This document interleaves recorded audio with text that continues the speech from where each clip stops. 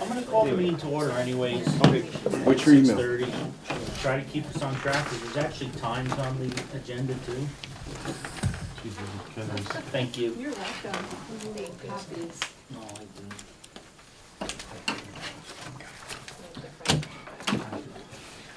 So we should have, I sent out a minutes of the August 9th, 2016 meeting. We do a few minutes. Got a whole bunch of great things. So, did anybody get the minutes or no? I did copy them. Okay, did anybody not get and wanna review the minutes? Did we get enough for quorum, right? 1, 2, 3, 4, 5, 6, yep, perfect. Quorum. Okay, so is there, is Jill's seven? here too. Jill's here too, so. So that'll definitely. Oh, I'm missing, Yeah, okay. she's, stop that, she'll be right back. Okay, so approval of the August 9th, 2016 minutes. Anybody wanna make a motion to that effect? Yes, I will. Is there a second? Okay, so we have a motion, a second. Who's taking minutes? I'm trying to. You're trying to, okay. My computer's So really we'll slow. go really slow with you. So Randy made the motion, you seconded it, which makes it really easy. Is there any discussion? Hearing none, all those in favor say aye. Aye. Any opposed? Any abstentions? So the motion carries, so the minutes are approved. Our first thing, we decided to do an overview at the last meeting of each of the schools. And then, somebody, I almost think it was Chip, no, Chip, somebody, Yeah. was it you? About getting some idea about the secondary education. Yeah, but somebody suggested instead of, originally there was gonna be a member of the committee who was gonna present each school. Somebody suggested maybe we get the administrators involved early on. So unfortunately, that's why you guys are stuck here with another meeting, but, You wanna give an introduction now? oh, I'm sorry, that's a good point too. So, I messed up the introductions too. John, we'll start with you. I'm John Everett. I'm serving as consultant to the committee.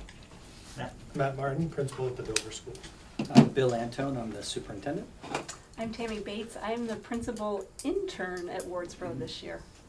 And Francie Marbury, principal at Marlboro. Rosemary Fitzsimons, principal, heading out the door at the end of this year. Dave Sklar, Wardsboro School Board.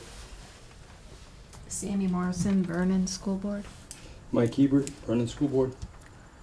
Dwight Borum, Wardsboro representative on the committee. Jill Dean, Wardsboro representative. Randy Capitani, Dover representative. Chip Vickery, Dover School Board. Dan MacArthur, Marlboro School Board. Rich Warner, Dover representative. Selena Romo, Marlboro School Board. And don't forget the video guy, everybody wave at him. And then, we had asked somebody from the committee present each school. Somebody, and I don't know who to give credit to, I don't remember who, came up with the idea of maybe we have the administrators do it. It might have been me, then nobody else wants to take credit for it. And we thought it would be good to get the administrators involved also, in their thoughts.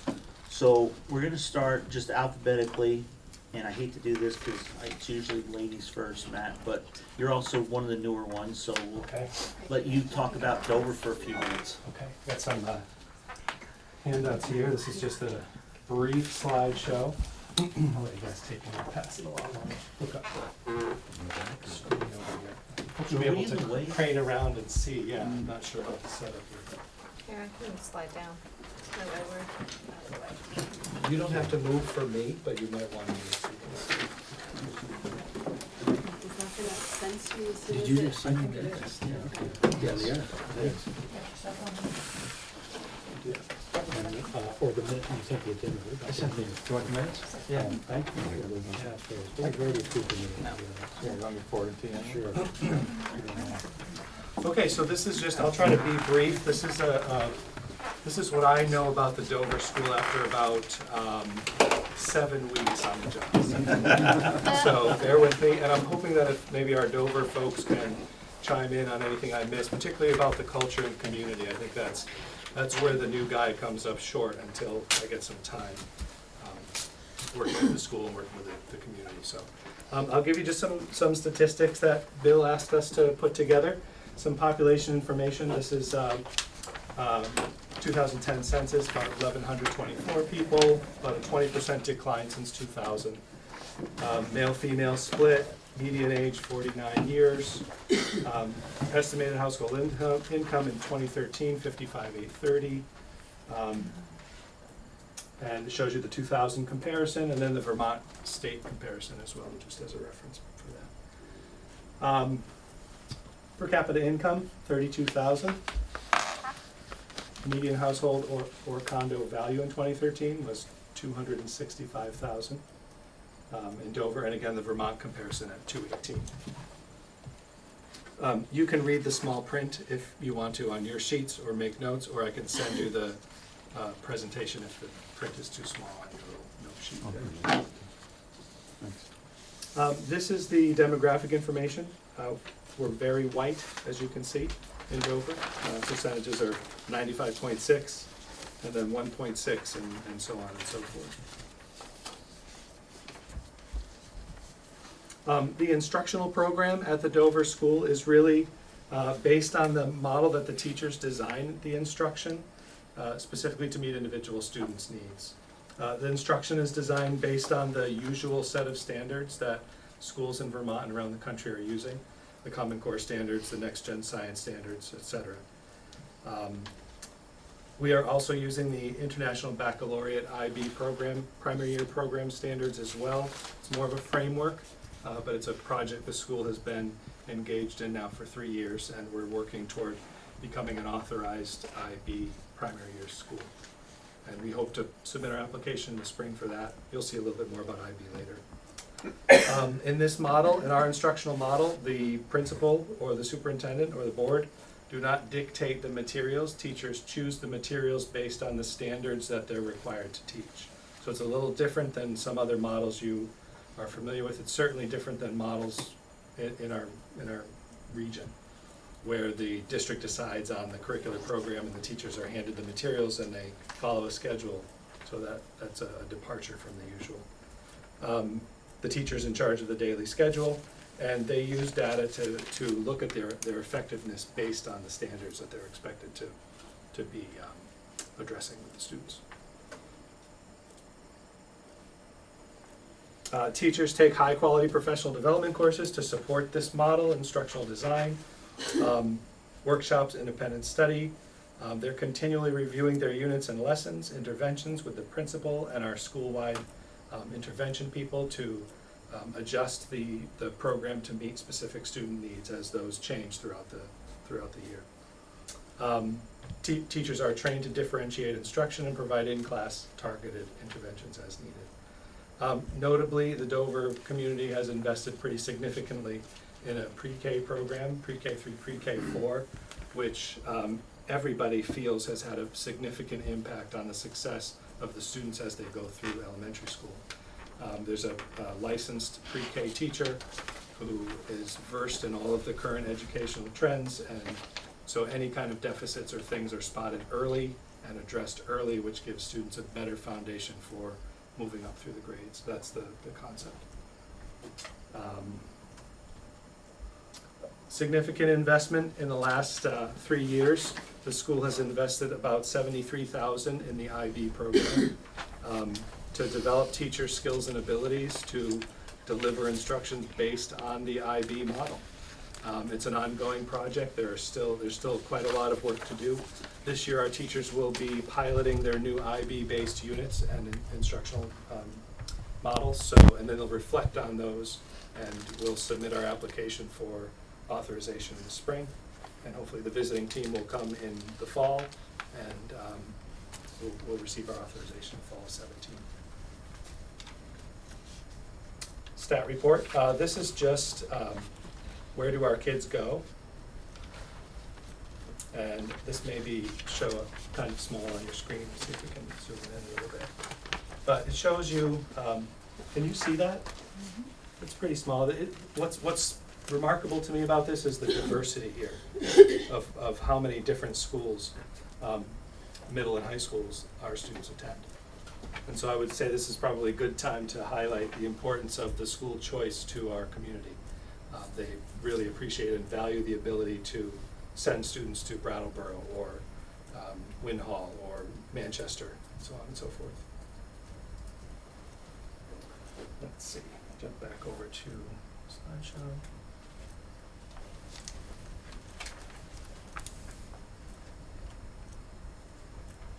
So the school's identity, what makes Dover, what makes us who we are. I think the well-established pre-K, the investment in IB is really important. Teachers as instructional designers, they have the creativity and the latitude to design the instruction. I think our politically savvy and experienced board is part of our identity. I also think there's a great history of community support for the school. I saw that at town meeting last spring as a guest, and I continue to see that through cooperation with the town offices and the town road crew. Just there's a real great feeling of community. Really active school club, incredibly dedicated staff, and the school choice is, I believe, part of the school and community's identity. It's important to people. Exceptional administration. And a history, you know, that's true. There's been a history of what I think the board and the community feels has been very effective and positive administration over the last 20 years at least. And so that's also, that's an important piece. I'm sorry I left that out. Data on the statistical data comes from this website. If you're interested to find out more, you can follow it. Actually, it's a great resource for town demographic data. And if I'm glad to forward this to you if you'd like it in that format because as well. some of it doesn't It's show up too on small. the sheet. Yeah. Does anybody have any questions? Yes. Just to, Dover School, is it seeing an increase or decrease in population? Or are you stable? As far as I'm pretty sure we're seeing an increase, but we've also added the the 3-year-old and the 4-year-old. Right. We've been pretty stable. I think in the school build. I mean, I would say that we've gone from 83 students on average a decade ago to 100 students on average now. Okay. But you gotta add 10 students for a new grade of 3-year-olds. Right.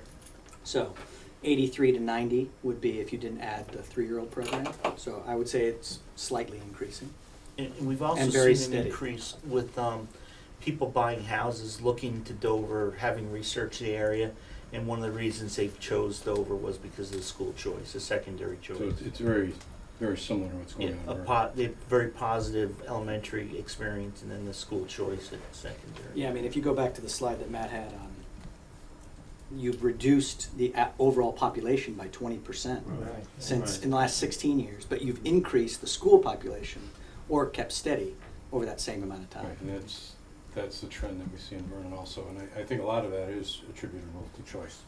I mean, the last 80% of the houses that have sold in Vernon, the people have opted Vernon because we had choice. And the other question I had, you had a significant list of schools Yes, that yeah. you tuition to. Were there any across state line, or they all within state? Yeah, let me flip back to that. Randy's smiling because he Well, sent his. yeah, my oldest son graduated from Northfield Mount Herman. Oh, okay. And of course, you guys know quite a bit about that because a lot of Vernon kids go there. Yep. That was really interesting because I think about 10% of the student population is pretty much from Windham County there, or pretty close to it, quite a bit. Yeah, it's significant. Yeah. Very significant, so. So yes, the answer is yes, there are some Thank you. students that go across state. Would the board or the people that are more familiar with Dover than I am like to add to that or expand on that, or is it okay? So what is the pre-K 3 and 4? That 2 separate classrooms? So we have Is that just for 3-year-olds and 4-year-olds? that's correct. It's 3-year-olds and 4-year-olds. We have a 3-year-old program, which is Tuesday, Wednesday, Thursday, half days. Right. And then we have a 4-year-old program that's Monday through Friday, half days. They're in the same space. It's a double-sized classroom with adequate space to manage both grades. So, and there at the moment there are 2, but we just got 2 more pre-Ks yesterday, which is going to put us over the mark. We'll have a third staff member Is on that, Tuesday, Wednesday, Thursday. is that funded locally for the pre-K three, or is that funded through the town itself? The pre-K three is funded, the three is funded, and the four are both funded through the town, but we do receive students from other towns, and those, particularly for the three-year-old Oh, okay. program, and those, tuition comes in from those supervisories to cover a portion of the expense related to the three-year-olds. And both 3 and 4 count toward your ADM, I believe, is that Yes. correct? Correct, yeah. Not at, at the No. percentage. The number, I Not think, 100%, yeah. I saw a number of 85 going around on a paper for enrollment. I think it might have been the paper John has. And that doesn't include our new preschool numbers, so that, those students are still being entered. Okay, one more, just, Yeah. I'm not sure what, forgive me, I'm not up on everything. What's the, what is IB? Can you explain what IB IB. is exactly? It stands for International Baccalaureate, and it's really an international model for delivering education. It has 4 different components. It has the primary year program, which is the pre-K through 6th grade roughly. There's a middle years program and a high school program. And you may have heard of some high schools offering an IB diploma. So it indicates something like, an advanced type of diploma.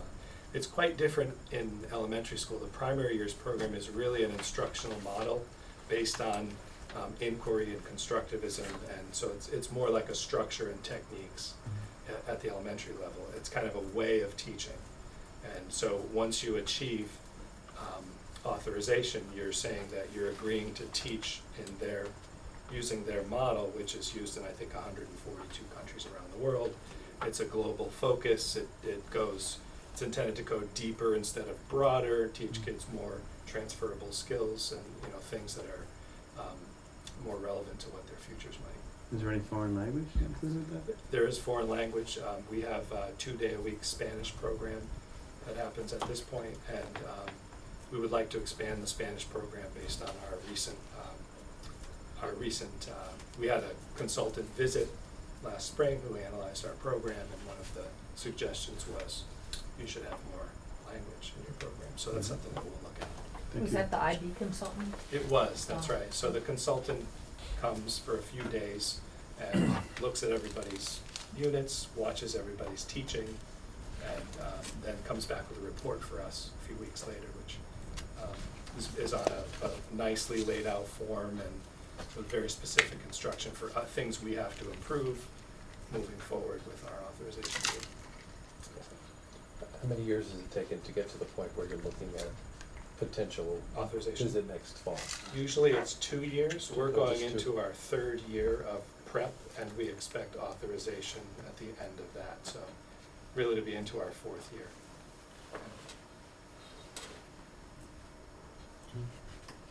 Thank you. Any other questions? Thank you, Mike. Great. Definitely email that I will. to, Gladly. Yeah, Send send it it to to you me and and I'll then get it out distribute there. it. Yep. Okay, Yeah. great. because a lot of doesn't show and Yeah, I'm really sorry about the printout. It was, yeah. Okay, alphabetically, we go to Marlboro. Hey, well, I know that you're looking for some of the similarities and differences between the schools. So one you'll notice is the handout that I'm passing around, which is not digitized. So no slideshow, I'm afraid. Remember, we stole technology guy. Yeah, so it's okay, I'll just stay right here because nothing's gonna be up on the screen. I first of all want to thank Matt for the work that he did, especially around the demographics, because that was a site that I wasn't aware of. And it ended up having some useful information. So the format that I have chosen isn't exactly the same as Matt's, but I think probably you can, draw some pretty clear connections. So demographics, student population, and we're K-8 is 80. We don't have an on-site preschool. We use Act 166 funds to fund 10 hours a week of preschool in a number of private providers in the area, some down in Brattleboro. We have our own, there is a private preschool in Marlboro, and a lot of our Marlboro residents attend that. I'll say a little bit more about that later. Right now, we're at a 51% free and reduced lunch rate. That has been a little bit higher. It's also it was far lower when I started at the school 14 years ago. So that has in general increased, but I'd say just in past couple of years has begun to come back down a little bit. 22% of our students qualify for special education. On the high schools attended by, and this is 116 students who graduated from high school over the past 10 years. So those numbers, BUHS is clearly the one where most of our kids go, with 55% of them. And then Compass, private school in Westminster, the Putney School, Leland and Gray, Northfield, Mount Herman, Twin Valley, and then random others. So I think one could safely draw the same conclusion that Matt did about choice being something that's valued in the community. That being said, we still have well over half of our students deciding to go to the public high school.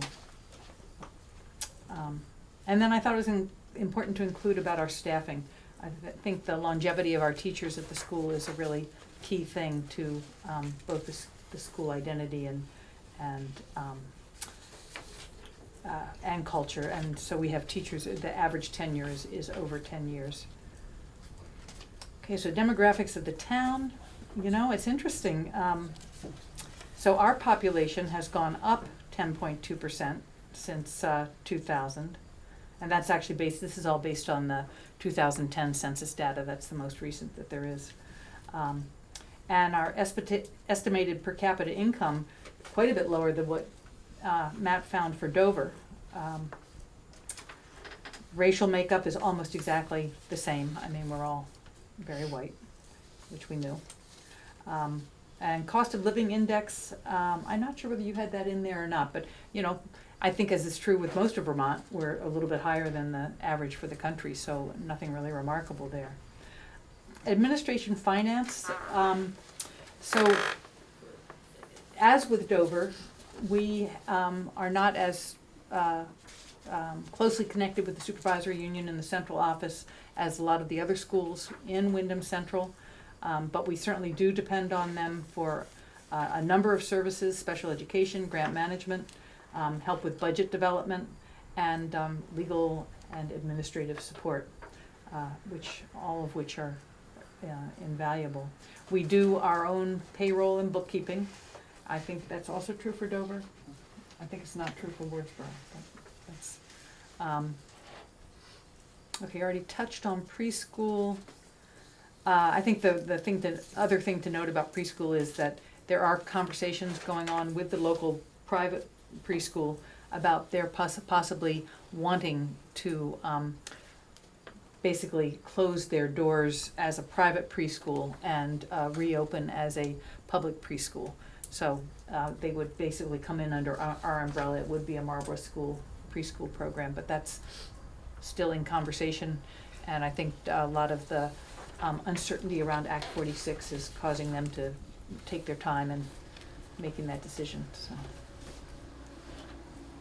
And then in addition, we have a wonderful group called the Marlboro School Association, which helps fund special projects at the school, and generally that brings in around $7,000 a year. That's in addition to a parents and friends group, which is probably comparable to your school club. They have not been huge fundraisers in the past years, but very supportive of activities within the school. I chose under program on the backside just to list the things that I think have an impact on the budget, and probably things that where other schools make decisions based on that impact on that budget. So we do have Spanish 2 times a week with a licensed teacher. We have a violin program, strings, that's just for first through third graders, and that is also 2 times a week. I'd say a really key part of our curriculum is what we call field research, to distinguish that from the idea of a field trip where you're just going off and having a good time. And the major pieces of that are the week-long trips to New York City and Cape Cod for the 5th and 6th grade, and to Washington, D.C. and Costa Rica for 7th and 8th grade. And those alternate by year. One year they go to New York City, the next year to Cape Cod. And then we participate in the after-school program that most of the Windham Central schools do, and that's partially funded by the 21st Century funds. You know, it's interesting in listening to Matt's presentation, I think he and I used some different language, but I think we were often talking about very similar kinds of things. And so under school culture, I have here what we hope to develop in our students, but I would say the way we get at that is by expecting teachers to make really sound decisions about instruction and leaving a lot of those decisions to them, having great respect for the qualifications that they have. So, academic aspects of our culture, you know, we foster a lot of interaction between different grade levels. So 7th grade students go down and do a week-long internship in kindergarten once during their time, and then write a reflection on what they learned. They help with teaching activities. They get quite involved with that kindergarten class. Our 7th and 8th graders do what we call I-projects, which is sort of a culmination after a lot of other independent project work that's probably started in, well, is started in 3rd and 4th grade. We build what we do, you know, I'm certainly not gonna put it on the same level with International Baccalaureate, but we developed about 10 years ago our Marlboro Realms of Learning, and then a portfolio system that we use, and all 8th graders, when they graduate, have to present their portfolios. And this is their work from the 2 years in 7th and 8th grade that they have divided, they have chosen based on the realm that it represents for them. So it might be communication, or problem solving, or personal development.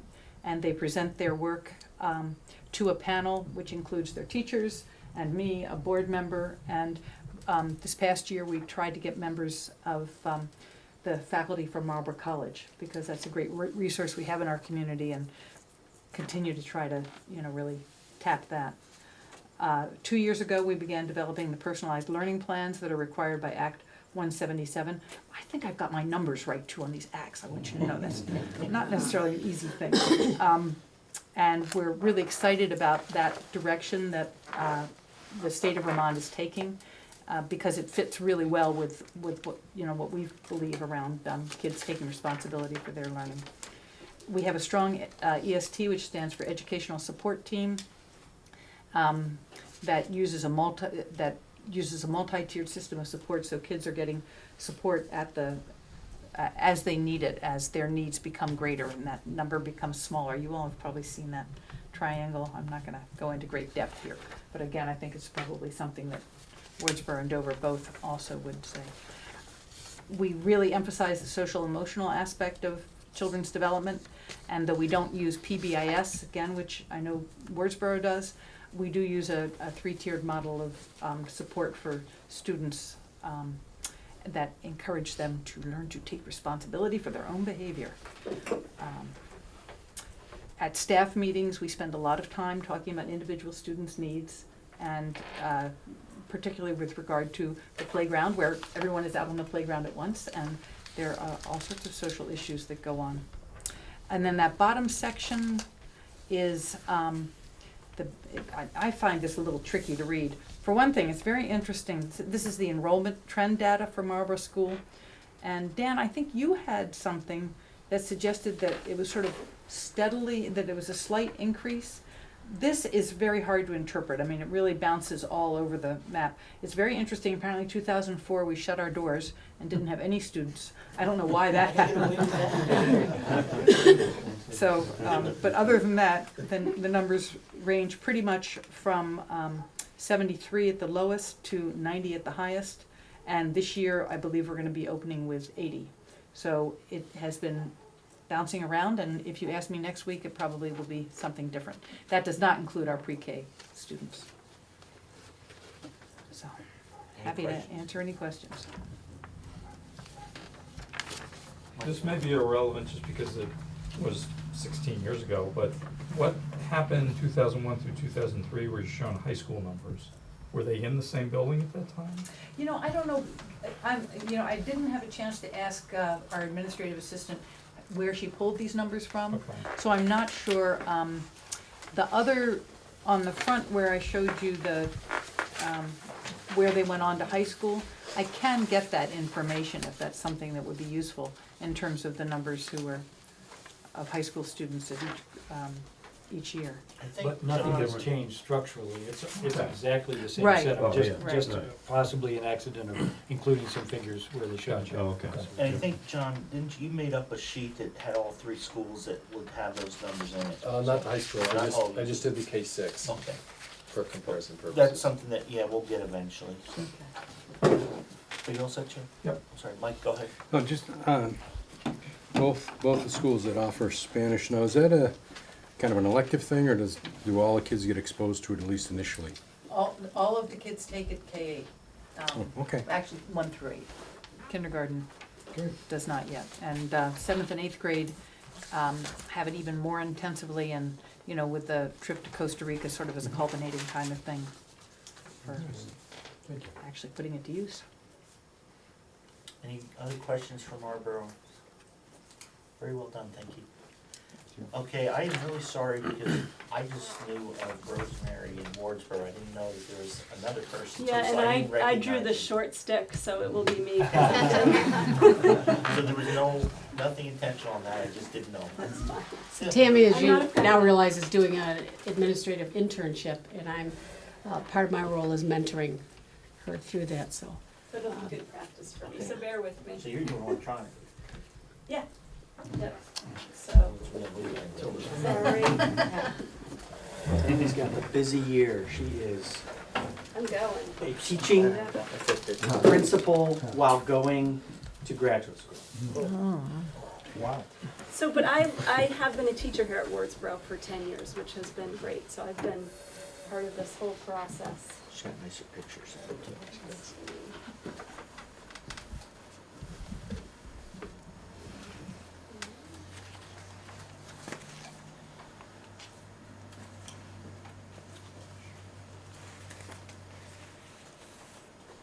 So, I guess we can do it this way.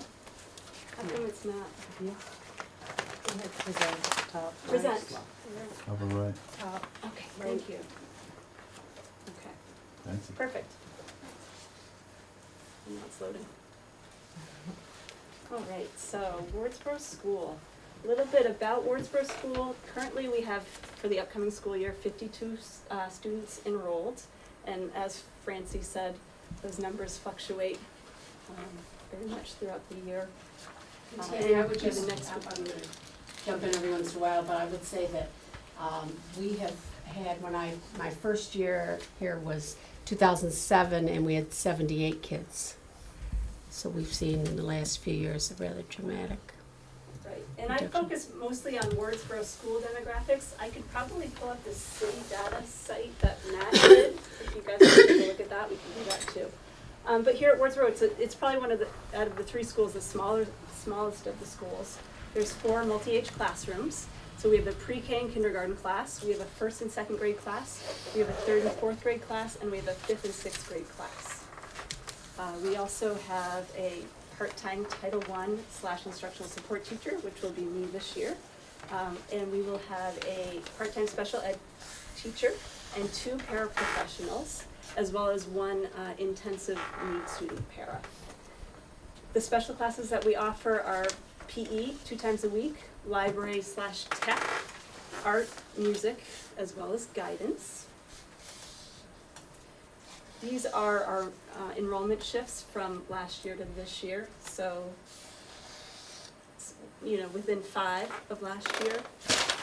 On the bottom here, you can see Leland and Gray, there's 41, and then the /11 is the other, but we'll get into that a little bit later. And then I don't have projections for this year, but I'm sure it's probably pretty similar to last year's numbers. And if you go back 10 years, when I first started, we might have had, of the kids that were in the high school, 1 or 2 kids that did not go to Leland and Gray. So that has, the number of kids not at Leland and Gray has steadily increased. So more about Wardsboro, we are a positive intervention and behavior support school. Our school lunch is contracted through the Abbey Group. 43% of students qualify for free and reduced lunch, and this is based on 2015-16 numbers. And 15% of the population qualifies for special ed services, and our student-to-teacher ratio is 9 to 1. Our curriculum, the instruction is implemented through the use of the Common Core State Standards, the Next Generation Science Standards, and that's sort of we're really hoping to focus on that this year. It's been a little bit put on the side burner because our real focus the last 5 years has been on literacy and math. We use the Vermont Frameworks of Standards and Learning Opportunities. The pre-K program uses the Early Learning Standards. And teachers have engaged in intense and significant professional development over the last, how many years, Rosemary? 10 years, would you say? Yeah, close to it. In specific to balanced literacy and math for all, as well as the PBIS initiatives that we've done. And as I said earlier, this year's focus, we're gonna hope to bring the science into our curriculum a little bit more. We too are a data-driven school. Here's some of the SBAC is the Smarter Balanced Assessment Consortium, and Dover as well as Marlboro took the assessments as well. So here are Wardsboro's numbers compared to the district's numbers and the state's numbers. As you can see, this is based on 2015 numbers. 2016 numbers, we're waiting for them to get. Probably tomorrow or Monday. They're still embargoed at this time. But as you can see, Wardsboro in 2015 was performing in reading and math above both the state and the district. And actually last year, there's a cool site called K12niche.com, and we were rated number 13 in the state of Vermont. Diversity brought us down, was one of the things that they mentioned. We weren't very diverse, surprise. Yeah. So I would say, consistent with Marlboro and Dover, school choice is big for the town. Here's a breakdown of our secondary students, and as you can see, out of the 52 students, 41 attend Leland and Gray, which is about 78%. And then we've got, just a couple students attending a combination of Brattleboro, Burton, the Compass School, Long Trail, Mountain School, and that's just that's a pre-K through 8th school, so that would be 7th and 8th grade students attending that school. And then we have 2 students who attend out of state. Some good things to know about Wardsboro: each student has a Chromebook. We have a very active school club that provides enrichment activities through fundraisers. We have monthly 4 WINS classes and wonderful volunteers. Jill actually happens to be one of the volunteers. We offer a full-day pre-K, 5-day-a-week program. So I think us as well as Jamaica and Townsend are one of the only schools in the district that actually offer a full-day pre-K. And we changed over to that 2 years ago, Rosemary, right? Is that 3 and 4-year-olds? Just 4-year-olds. And then we offer after-school programs through the 21 Century Grant as well. And do you guys want me to pull up the demographic site that Matt got the info for Dover to look at that? Would that be helpful? I think or? our consultant's gonna be working Okay. on pulling that up, so Okay. unless somebody wants to see it right now, I think John's been working on trying to do a comparison chart for us with all the information we're getting. Okay, So you all set? I am, Any unless there's questions. Questions? I might defer to Rosemary on some of these, but I was wondering how Wardsboro funds the full-day pre-K program 5 days a week. Does the community kick in a substantial portion of that money, I would think? We do, and there was, for that we had half-day. for many years, that's how it started, was a half-day program. So So it, 2 years ago. it didn't cost much more for us because we already had, We have They had the teacher there. multi-age classrooms, so the kindergarten teacher was teaching kindergarten. as in Tammy. So does that mean that the pre-K program is right in the kindergarten? It is. So It just roll is. them right in there, Right. they're there anyway. You had Right. 4 kids in it last year, or projected 4 this year? Was that Yes, the number that sticks in my correct. mind? Right. Yeah, Correct. so it's not a huge. Yeah, and huge that number. number, Okay. those are smaller numbers than we've Yeah. seen in the past. It's typically the class size has been about 10 kids. So our enrollment is definitely decreasing. 10 just in the pre-K or 10 pre-K and K? So total pre-K and K, Okay. yeah. One of the challenges that I'm told in Wardsboro is that, I hear this from parents, that rent or even to buy a house is high because of the mountains, Stratton, and so many people have second family homes that has driven up the price of housing in this area. So sometimes if people are in need of housing, they've said to us, we can't afford to rent here. No, buying homes in Or buy. Marlboro. Could be. When Irene came through here too, we really That's saw right. significant damage Good from point. that, and real estate wasn't appealing to purchase after that. It definitely had an impact. Tammy, a question I have for Sure. you and then also for Matt. For your library tech person, what FTE is that? What is the So full-time she's here equivalent? one morning per week. So that's basically It's a 0.2, yeah. 0.2. And that's something I should have included in Marlboro because we actually have that person 0.9. So I think what's looking gonna at- happen too, He's again, gonna is include John, that. right, there's gonna be a spreadsheet that we're gonna create for everybody to look at that's gonna have all that stuff, like how much is the foreign language time and how much is Right. instrumental music, and try to get that so that we can see where, cause we may find out that all three schools really aren't all that far apart. So, Wardsboro does not offer foreign language, but we do the instrumental music. any other questions for Wardsboro? Yeah, oh, I'll say Rosemary. Yeah, thank Okay, thank you. Yeah, you're Very welcome. good. Thanks, Tim. We'll give you an A on that project. So the next thing we had on the agenda was Windham Central, and we're gonna just do, I think you asked for the chart. So John did the chart because I couldn't make little boxes and arrows, and I tried really hard. So unfortunately though, John had some old data, so it shows that Windhall's still a member of our community. So, the interesting thing about this is that, Thank you. you're welcome. With, basically there's three schools that we're looking at right now. There's Dover, Marlboro, and Wardsboro. And a real chart would just show that Dover, Marlboro, and Wardsboro are all independent school districts or single unit school districts that are part of Windham Central. And if we were to do something, or this study, and the three towns decide to become one school, it would just be the Windham Central Elementary Schools would be all in one box. There wouldn't be a Dover anymore, Marlboro, or Wardsboro. They would make up that single box if this was to come to fruition. Bill, I don't know if we got a couple minutes. Do you want to, I didn't ask you to prepare anything. Is there anything from Windham Central that you think? Well, he's thinking about that, though. Let me just add something to the supervised union piece. When the RED study was done with the schools that form Leland and Gray, one of the parts of their study was a reformulation of the representation on the supervisory union board. So they were proposing to the state board that it be done by population. So that will come to your mind at some point, hey, wait a minute, we go from 9 people to 3, and so there's some possibilities there and that would be looked at. Could you pass my pen and my agenda? Okay, so is there any questions? We want to just have a brief from the administrators, a brief overview of all the schools. I think that went really well. You guys did a great job. Thank you very much. So I cut Bill off, I don't know. Oh, Bill has nothing. Bill was shaking his head. Okay, okay.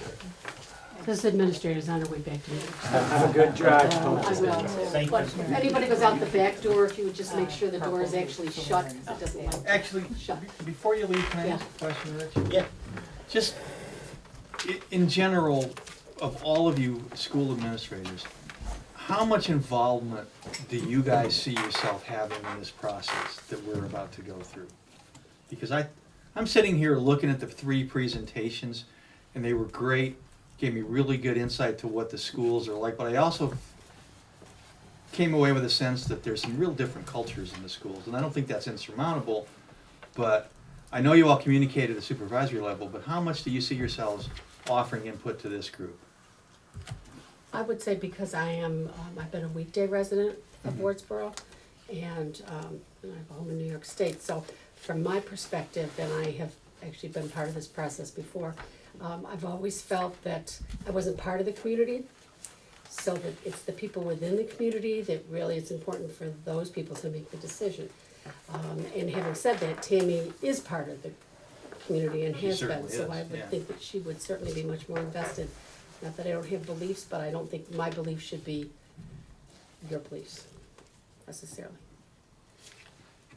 You have tons of experience, though. Yeah. You know, so. Okay, I'm not sure what you're asking. You're asking just basically well, just, what I mean, how much input can you guys give us? I mean, I was planning to, sort of be as a resource and to start out by attending these meetings on a regular basis, and then if it doesn't seem like that's useful, I'll bow out. Yeah, I'll blame you. Yeah. Guys got plenty And of this meetings. was, Randy, this was one of the reasons why we asked them to come, you know, and I don't, Bill, do you remember where this came from? Because you and I talked, I think. I have no idea. But we thought, and then one of the comments was this would be good because it would get them involved early on to be able to help us and assist us if we Right. need it. And, I think it just shows rather than Dan and, you know, Laura and Dwight standing up talking about the respect to school, you know, here's the person that's Well, head they're of the the- school. Yeah, they're the ones that have to make it work. Right, so that's ultimately. why I thought it was really good. Well, I just add, you know, one thing I'm hoping that you'll consider us as a resource for, like Francie said, is when it comes down to your questions about the academic program, you can see the different flavors in each town and each community, what's important to them. But I would hope that somehow our combined 70, 80 years in the business will impact your thinking on how those academic program questions are addressed and solved by the group. You have to deal with the community part of the question. I'm not qualified for that because I don't live in Dover. Tammy is, Francie is. So I hope that you'll have enough to handle that piece for the community side. But when it comes to the academic program, you know, I think things are incredible in all three schools and they're in very different directions. And it's gonna be an interesting ride. You know, but going there, That's what we can really, do. I've never thought that it's all that much different. There are some points that are different, but I love the Marlboro one because I saw this independent learners and critical thinkers. And I don't know how long we've been talking about that, but, you know, I think it's in Windham Central's, you know, mission statement. I think it's everyone. And if you go to that independent learner and critical thinker, Mike, is that something that you guys talk about in Vernon? We don't talk about anything but Act 46. I think if I went to any school in Windham Central, I mean, that's a real theme there. And I think Windham Central's probably been very good at making that, the banner. That's what we're all striving for, and I think we all do it, and we just do it in different, a little bit slightly different ways. But, you know, I've always talked about how Wardsboro's increased their test scores, but they're doing it in a different way than Dover did, because we just have some differences. But it's nice to know that if our problems became similar to Wardsboro's, hey, we don't have to go reinvent the wheel, we're just gonna go over to Wardsboro and steal their wheel for a little while. And, you know, so that's why it may seem like there's some big differences, but I think you're gonna find there's not as many differences as people tend to think. But we'll know soon. And that's really the whole purpose of this committee is to take all the best parts of all the schools and combine them and make and give the students an opportunity to have all those resources. So if we beat that horse good, anybody else, any other comments? Huh? We beat it well, not just good. Okay, Lifelong learning, should that have been another one of the things that WCSU should have been pushing for? Lifelong ability to correct your grammar? yeah, I'm a proud graduate of Gray, I always remind people of that. So 7:15, ratify choices of consultant, action required. So, we had made a motion at the last meeting that if everything was okay, that I could hire John Everett, but, we had several references, not everybody was able to respond in time for that Friday deadline. I know Mike Murphy checked on some for us, he's not here tonight, but he got, his person I don't think got back to him. I think, Dan, you had 2 people that got back to you with glowing recommendations. Absolutely, yes. Well, he's here, so don't say. You might want that. Dwight, you had a person get back to you, and was there, I think that was pretty much it. I had one for you. Yeah, oh, Randy had one before he left. So everything came back fine, so we hired John Everett, but I just think that we need to just make a formal motion. We'll name him and then a second, and then we will move forward. The only comment I wanted to make was when we did interview John, he had said that he probably wouldn't do the Leland and Gray one side of it, but things have changed a little bit, so he probably is gonna do that, but it shouldn't affect us, and it may even be a benefit for us, because, you know, there'll be more of that WCSU stuff in the middle there that could help out, so I don't think that should change anybody's mind, but I just think we should all be aware of it. I'll make a motion that we hire John Everett as our consultant for the study committee. I'll second. Chip, give it to Chip. No. He was quicker. Chip was quicker. Okay, so we have a motion and a second, is there any discussion on that? Hearing none, all those in favor say aye. Aye. Perfect. WCSU Pre-K 12 Act 46 Study Consultant Meeting, August 29th. Oh, so that's, they're gonna be meeting, the Leland and Gray group is having their organizational meeting on that date, and I just want everybody to know about it in case anybody wanted to go or see what was going on and keep track of it.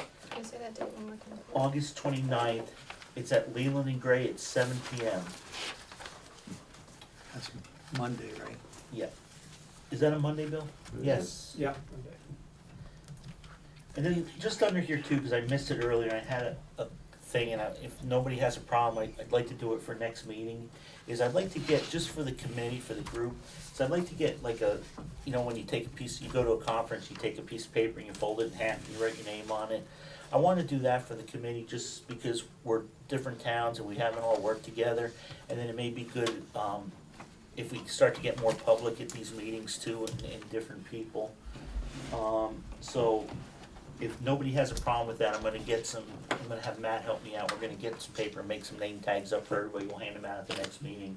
If people were totally opposed to that, it's not a big thing, and I'll just let it go, but I didn't know if that would help, especially if we start going to more public meetings or trying to get more community members involved.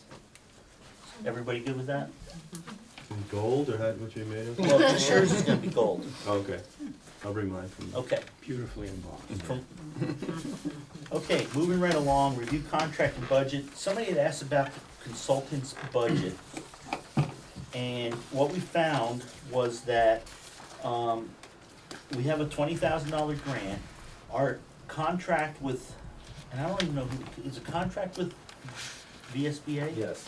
Okay, so basically, there's an hourly rate of 115 plus 37.50 for travel an hour, but our maximum cost is 16.5, so that leaves us 3,500. I did get math well at Leland and Gray. For other items, legal expenses or other expenses, advertising, for whatever else that we're gonna need. And the contract is actually between WCSU and Bill as our superintendent, and VSBA and John Everett as a representative from the VSBA. I So, actually contract with VSBA. okay, And They- we contract. They contract with Right. the, so, okay. So there is a signed contract. so they that may went be in- charging you a little more per hour, I think, Yeah, well, you wanna talk than what to they them. pay me. So Bill did sign the contract because we approved it, and it's how we got our grant, it's how we got John here. There's a copy of it, if anybody wants to see it, we can send it to you, I didn't know how important it was for people. You'd like to see it? Well, I don't know about sending it all the way to Vernon. I can get you that. Thank you. I would guess that it's the similar You pass ones that in down. WSESU, isn't it? I mean, I have they're no all gonna idea, be they don't similar. share it. Oh, come on, are they? Okay, so. We'll go check it. Okay, so our next topic, this is kinda heavy, why we are here. So, I put in here because I thought this was really important, because I wanna make sure we keep our discussions focused. Attachment A of the grant says, this grant is for working towards a merger of the Dover, Marlboro, and Wardsboro school districts to form a unified school district operating either pre-K through 6 or pre-K through 8, and tuition in grades 7 through 12 or 9 through 12. So I just didn't wanna start getting off track, like, hey, can we bring in another supervisory union? Can we, bring in, people from, this is what the grant was for, this is what we're supposed to be studying, this is why we are here. So I'm gonna put that up on top with the header from now on. Does anybody have any issues with that, or questions, or problems with that? No, I think it's helpful. Okay, and then I just wrote this, we're community members from these 3 towns who may serve our towns in a variety of capacities, but we're tasked with working towards an agreement that will form a new educational school district for our towns that meets the goals of Act 46, which is to provide better and more educational opportunities for students in these 3 towns. So remember, we're all here to work towards that as a group.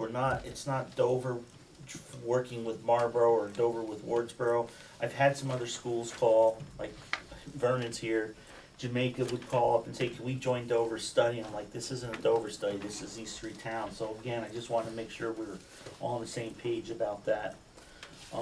So if nobody has a problem, Vernon is asked just to kind of be aware and see where we're at. And Vernon has some choices to go through. They've made a couple, but now they have to wait for their supervisory union. Jamaica is going to be part of the Leland and Gray study. They've already agreed to that. But they also have a vote coming up soon. Bill, is that September? September 9th is the informational meeting, and September 13th is the vote. And then again, even if that vote is in the affirmative again, then there has to be a vote of the Leland Gray towns within 30 days, I think, or 45 days. They have 30 days. Are you talking about if the vote's to the affirmative? Right. So then they affirm the original vote, then there's 60 days in which the other 4 towns, it would mimic exactly what's happening in the Windham Southeast area. And the purpose of this is to split away from Leland and Gray Union? Yeah, so the warning is simply to withdraw from the Leland and Gray Union. That's the wording of the warning. And so then the other warning is, do you allow the withdrawal, each town? Haven't they already voted on that? They voted once, and then they got a petition of more than 5% of the electorate to reconsider. And that can only happen once. It can't be a reconsideration of the Yeah, reconsideration. Okay. So, Now, Rich, I am a little curious as to why Jamaica hasn't been represented at any of these meetings. because the lady who's gonna be coming had some other issues. Okay. So I did send to the chairman of the Jamaica board, I said, this is when our next meeting. She told me the name of the person, and I got their email. So if you folks on this committee have no issue with that, I'm gonna have Mike Hebert on our list that most of us don't get anyways. And I'm gonna add the Jamaica person, I forget her name. Her name is Carolyn Person. Yeah. So they'll be on this email thing, and Matt, I'm gonna work with, it's that stupid thing on my computer, I think, where I couldn't send out those pictures. I bet you that's what it is, it's not letting me send a group email. I used to be able to send I was like, pictures. he's giving you a hint. Yes. No, like, I send pictures to Dwight of all the work we've done in Yeah, these that's right. places. They come through. The so if they grant us for just the 3 towns, what purpose does Vernon and Jamaica actually have? Can they actually be a part of They the? they can talk to us, they can listen to things. Right. They could say, hey, we like that, but we may wanna join your group. Yeah.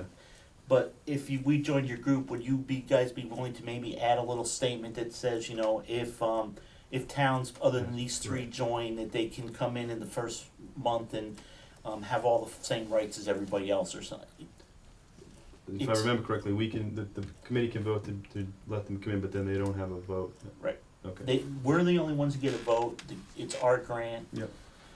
We could actually form a district, and other towns can join that district at a later date. They can petition or ask us. So, but I just thought if the board doesn't have an issue, we would just keep them notified so that they can be up to speed. Okay. Rich, I may. Yeah, for Vernon, our interest in being here is, right now, the agency and the Board of Ed kind of change their mind periodically on which direction they're heading. So we were advised to leave BUHS number 6 and create our own individual group and then contract with the WCSU.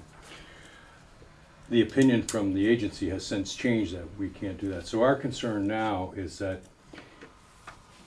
if we're voted out, which we anticipated we will be voted out of BUHS number 6, we will sort of be in limbo, and it will be up to the agency and the Board of Ed to decide if we can or cannot contract.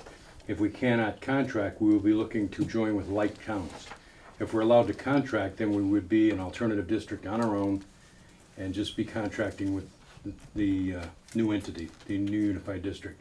But certainly, that's why I talked to Rich about, when you look around, we're certainly more closely aligned or like districts to the folks up here than we are anyone else in our area. So we're just doing this to keep our options open, and I think Rich addressed the issue of if we wanted to come in at a later date, then you can do some kind of work around that, negotiate how you come in and what your rights are and that sort of stuff. But certainly I would not anticipate that we would be informing your decisions. I mean, you're going to do what you wish to do. So far, it's fairly appealing to us, but you're going to do that, and at some point, we may want to be a member town to your district. So that's why we're going to stay in the loop, but we have no idea what's going to happen until November.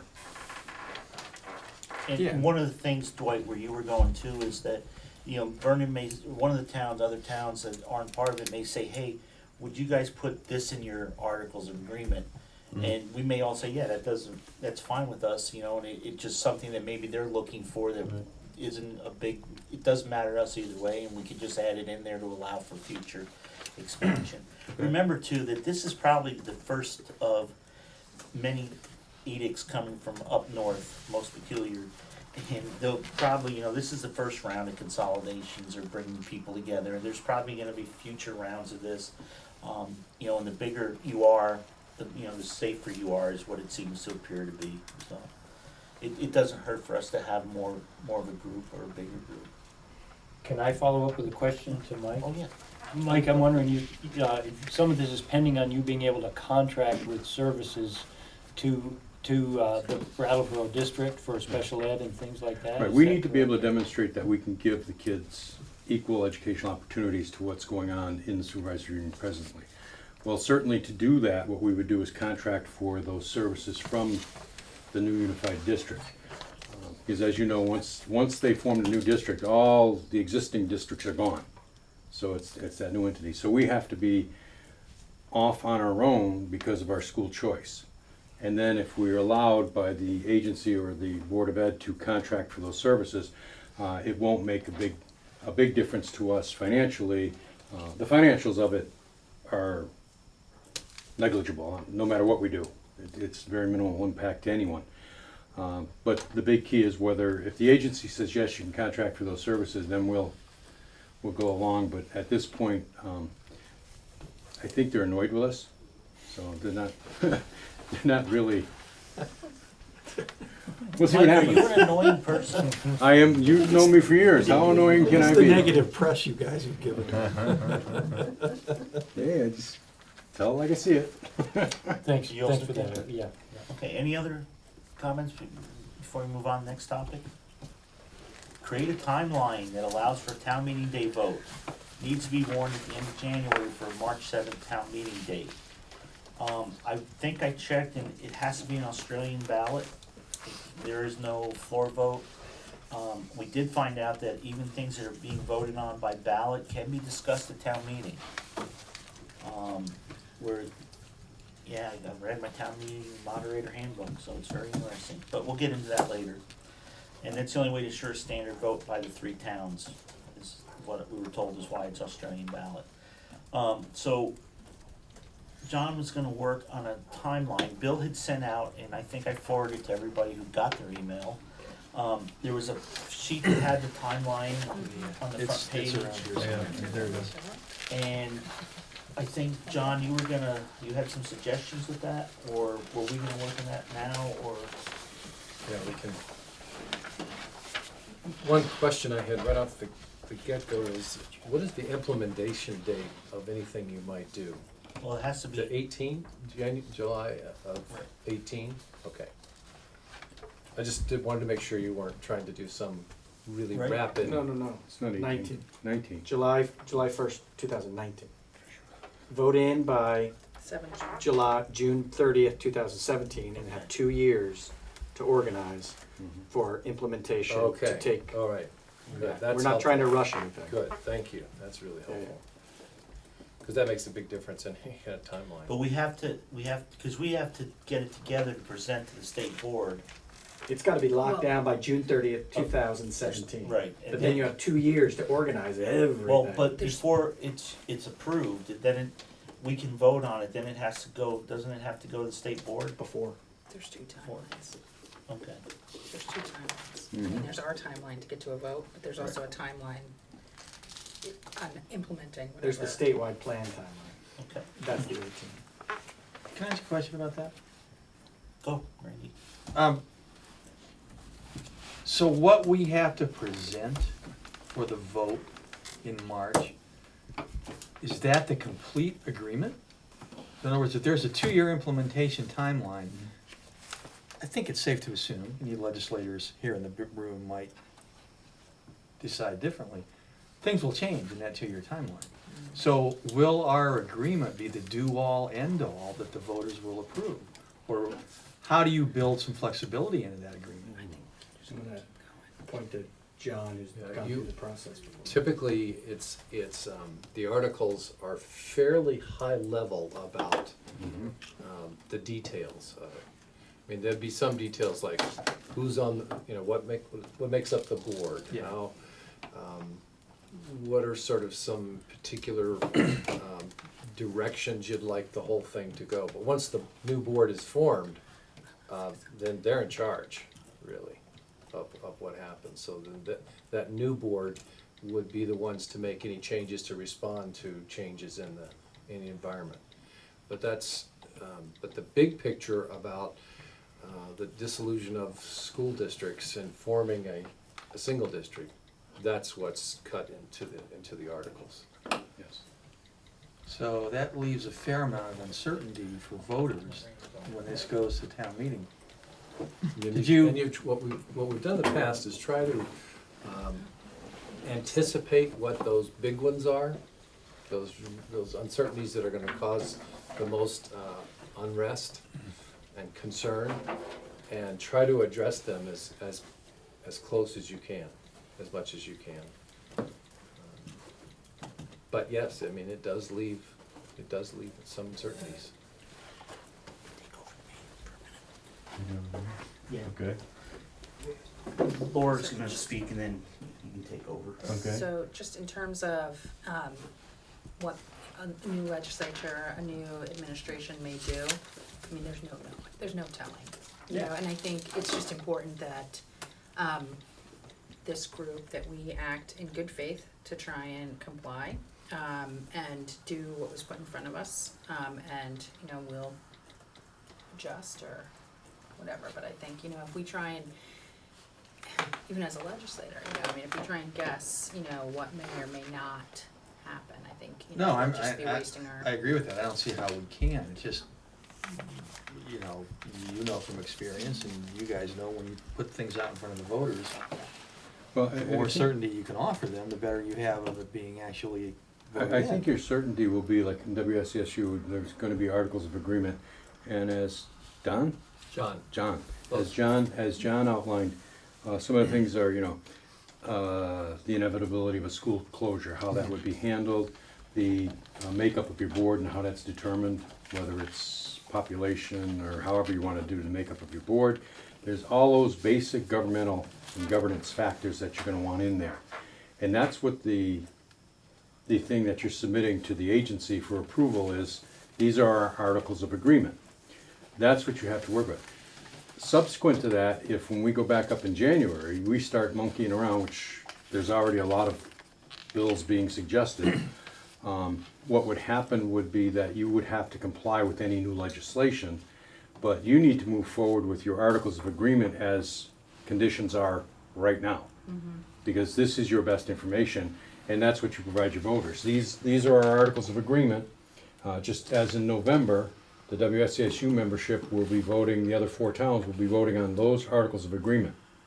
And that's what they're gonna explain to towns, how a school would close, how it would not, how it would be voted to close, all the components that you see for the governance. And then, basically, you're asking your voters, are you willing to have a merger?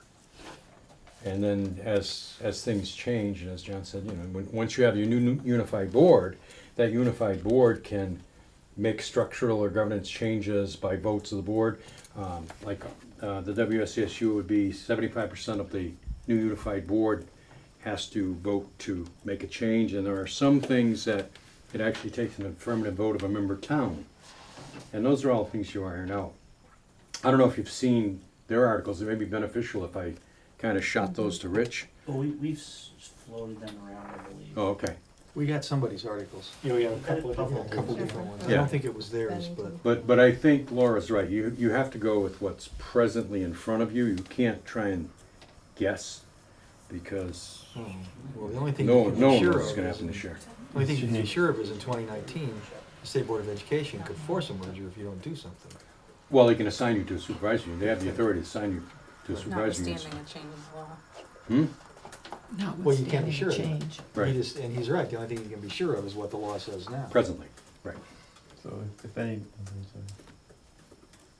I've got a question about the timeline. So the articles of agreement would be approved by the three towns at the upcoming, at the upcoming town meeting, and then sent for approval to the agency. Is that correct? Maybe it would help to go through the timeline that Yeah. I see some of you have it. So if you start sort of, Can I, just before we get in that, I had a comment, can I make?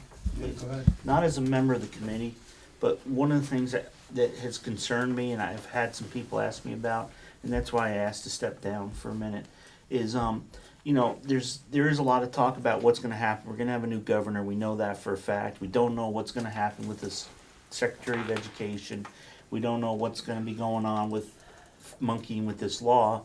And that is something I don't know how we find out, but if we were to vote in March on something, and then come May or April, the law changes and Act 46 is either suspended, which I doubt it would be, but there are changes that may have made what we did want us to do something different. Is there a way for us to be able to make that, or is there a way for us to have that into the vote, that as long as there are no changes to Act 46, this is our recommendation? And if any changes made by the legislature to Act 46 would make this vote null and void, and that's something I'm just wondering if the committee would want to just keep in the back of their minds, and maybe ask our consultant to, you know, to look into the validity of that. Because one we thing I don't, would tell you is that taking an action and hoping you can change it later is a very dangerous path, because as soon as you take an action like that, now there's a whole potential of lawyers out there ready to make some money. I don't offend so many lawyers, my wife's a lawyer, but sorry. But really, I mean, you open yourself up to legal action.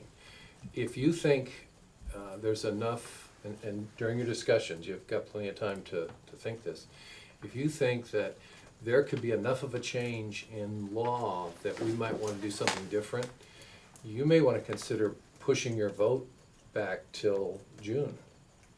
And, I mean, you might want to think about why the rush to vote in March, if you're not implementing till July 2019.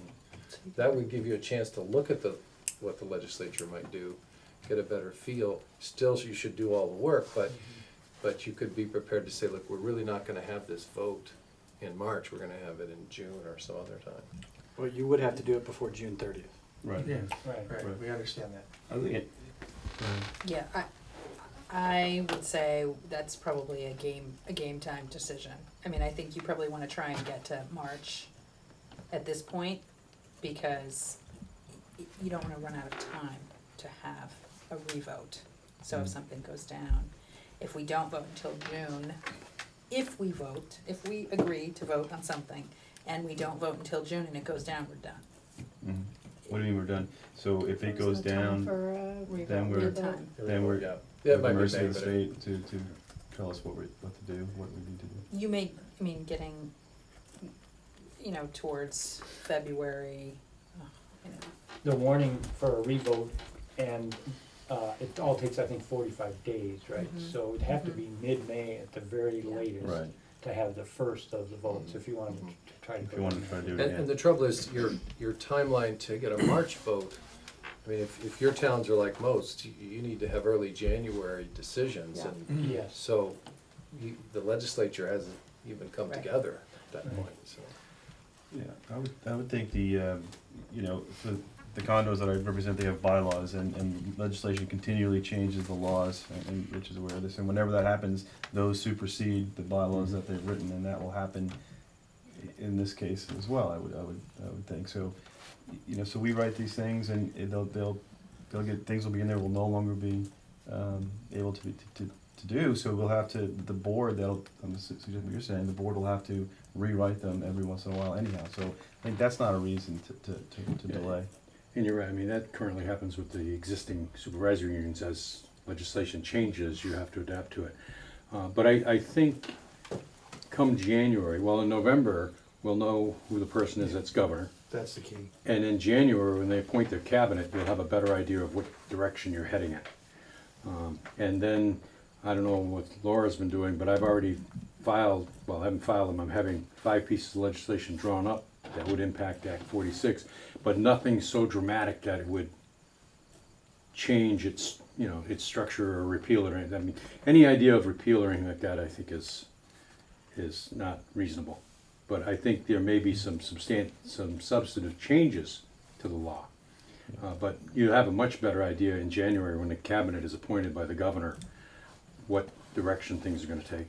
I think to move forward with a March vote makes sense, and there are several reasons that may suggest we move it forward, but to set a June date now may be trouble. Yeah, I For think, several reasons, not just for the legislature, but for if we get a down vote, or, you know, but we also may find in March is not conceivable that we can do this. Yeah, which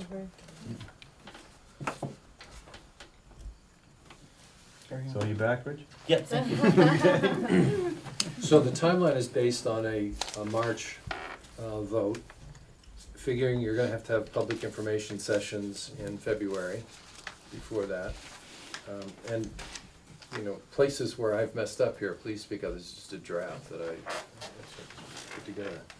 So at the beginning of January, you're gonna need to have the articles, this committee approved articles for the town voting so that it can be included in the town reports. Now here, this is just sort of my experience with the state board.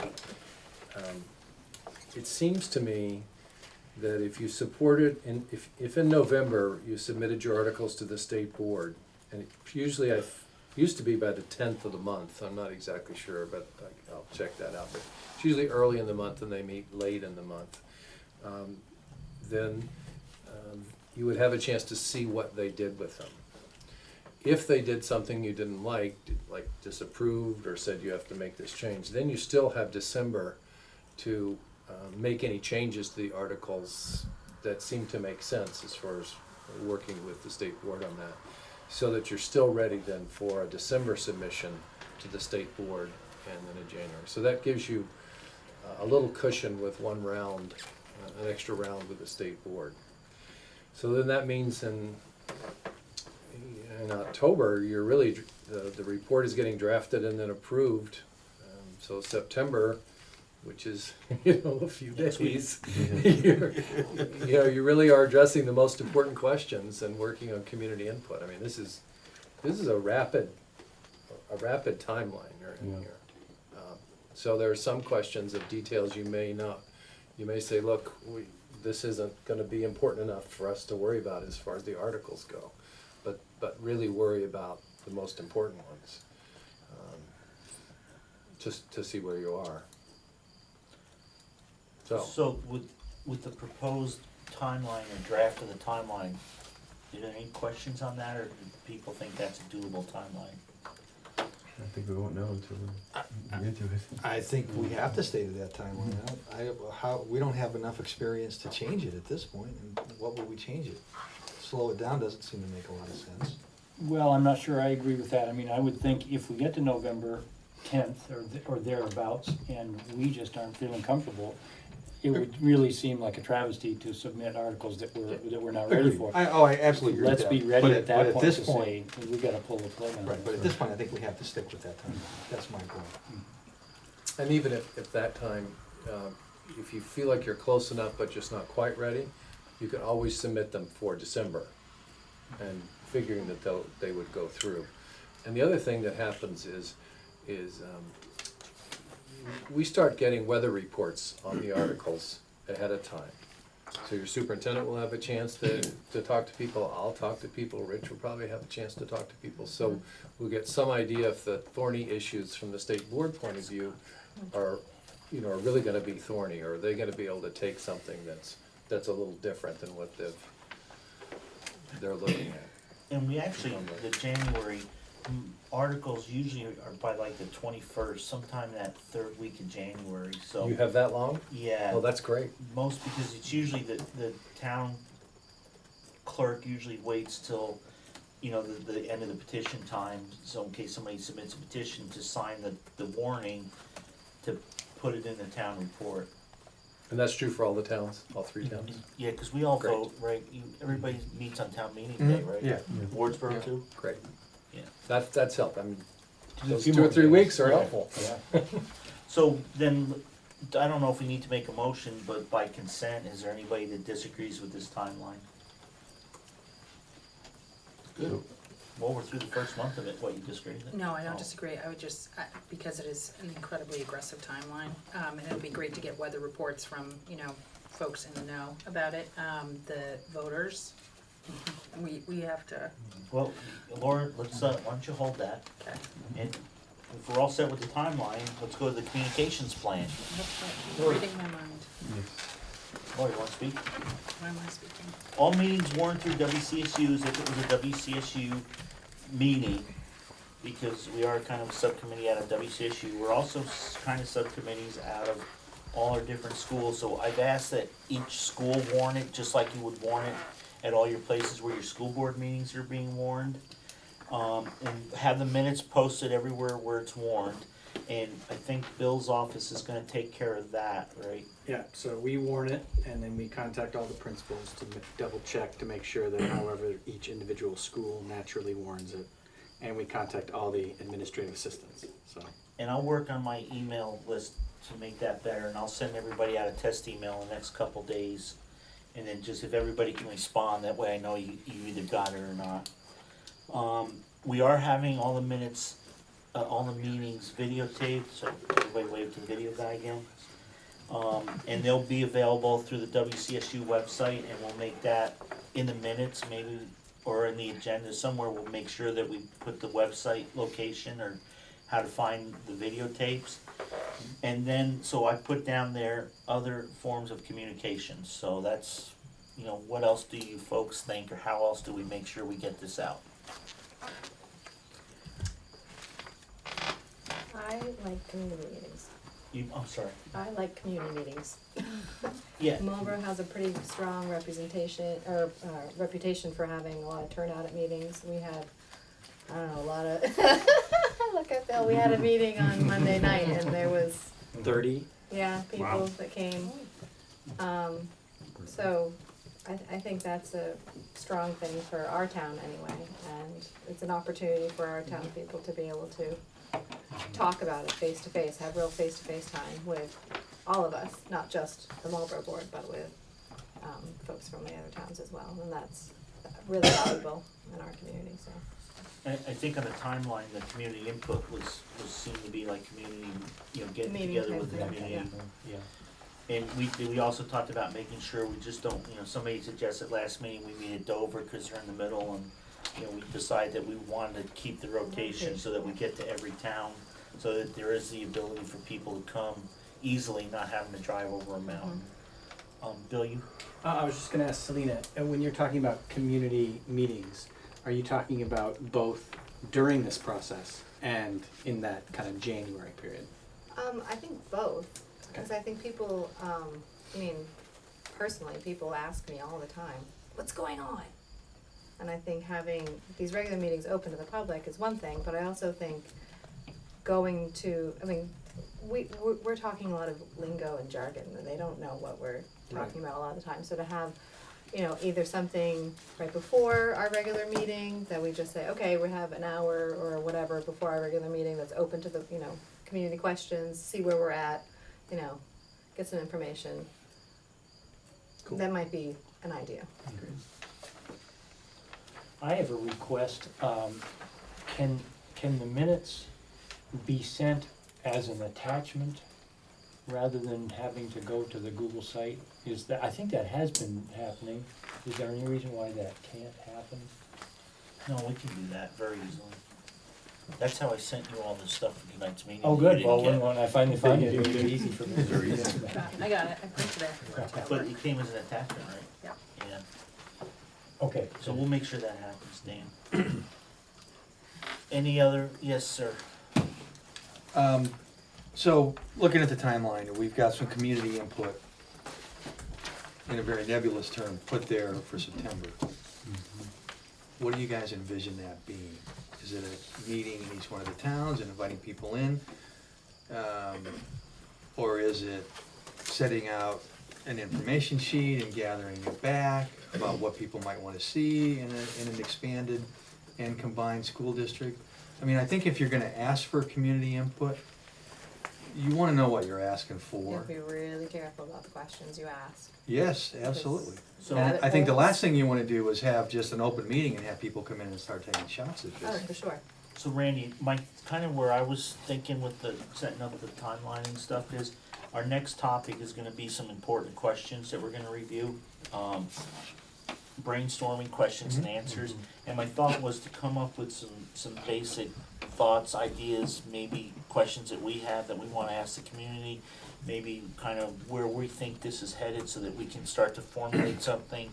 And then I was hoping at the first meeting in September, we can kind of formalize that into a more formal document of here's what this group is envisioning, these are the questions this group has, and then the second meeting, maybe have a couple shorter meetings or something, but maybe meet with community to get that out there and make sure that paperwork is out there ahead of time so that the community can look at it and see it before the meeting. So they're not coming in and spending, the first half hour of the meeting reading through our little. Yeah, no, you don't want that. You definitely don't And want that's that. kind of how I was envisioning. John, do you envision it different, or? I think that looking at the questions and starting to wrap your own heads around what are the thorny issues is a good place to be, because then you're the first line of figuring out what the community's interested in. Can I ask one more quick question about the communication piece? Well, Laura had her finger Oh, up first, so sorry. let me let Laura talk. I'm staring at my keyboard a minute. Not at Laura. I'm blocking my finger. She's white. We have some money for communications in the budget, I think. So I think this timeline is so aggressive and the communications piece is so important that we should probably prioritize trying to contract some assistance. For communication. Yep. And what are you talking about? I'm talking about, I don't know, somebody to attend these meetings and, when they leave these meetings, take minutes. That we have a list. I'm happy to work, with other people on here and developing you're gonna post it to these sites, you're gonna submit it to Front Porch Forum, you're gonna, release a press release, that it's here. You're gonna make sure that it goes to every, as a little blurb to go on every school newsletter. I mean, I think even more than, asking people to come in, just making sure that people are able and understand the process and they're able to participate, that will solve a lot of problems. Okay, so we're going through the schools, so, the school hopefully will put in a newsletter. We can't tell the school what to do. We're gonna have them put it wherever they normally put minutes and stuff, which is their website usually, and where minutes usually get posted in the building, a hard copy, there's usually posted around town. Where does Marlboro post their minutes and their agendas of your meetings? No. At the Are town, you- at the town office and at the school. Yeah, Are you- in But I Dover, think we- Laura's taking it a step further and saying, okay, we have Front Porch Forum that, like, our community's So, pretty, and you- we're trying to and instead of me staring at my computer screen, not seeing Laura, and we have, No, and we were supposed to, we tried a couple different people, just because of some other commitments. oh, no, So totally, we- but I'm just saying, like, we have money in the budget, I agree with Laura, like, if we can find somebody that can say, yes, I will commit to X amount of time to be a minute taker, and then take the minutes and communicate with WCSU and the schools and put them, send them to the Deerfield Valley News, even though we have some, you know what I mean? Send them to the Reformer, send them, get them But out. WCSU does that. Don't minutes and agendas go to the newspapers? It's different than just getting the, than pushing out the minutes. I mean, there needs, my suggestion is that we really want to push out what is happening, as opposed to just making it available through the regular processes. Because this is a lot of work that people are gonna do, and it is a very accelerated timeline, and if the public does not understand what's happening or how they can, then, the chances of this being a large waste of everybody's time, I think, increase dramatically. So how do we push it out? The communications guy is the Yes, I'm sorry. I was watching Laura. Yeah, I know you were, and Laura can really dominate. I really think, Wow. what Laura's getting at is for lack of a better way of putting it, we need a marketing and public relations campaign. Yeah, I believe it. And to me, that is multifaceted, and I would have a Facebook page. I would, do you guys at the schools have email lists that you use to communicate with your families? We certainly want to take advantage of those, and we want you to push those out for us. Definitely press releases to newspapers, advertising in local media, all of those things need to be done, and need to be planned out fairly quickly. So how about if I suggest this?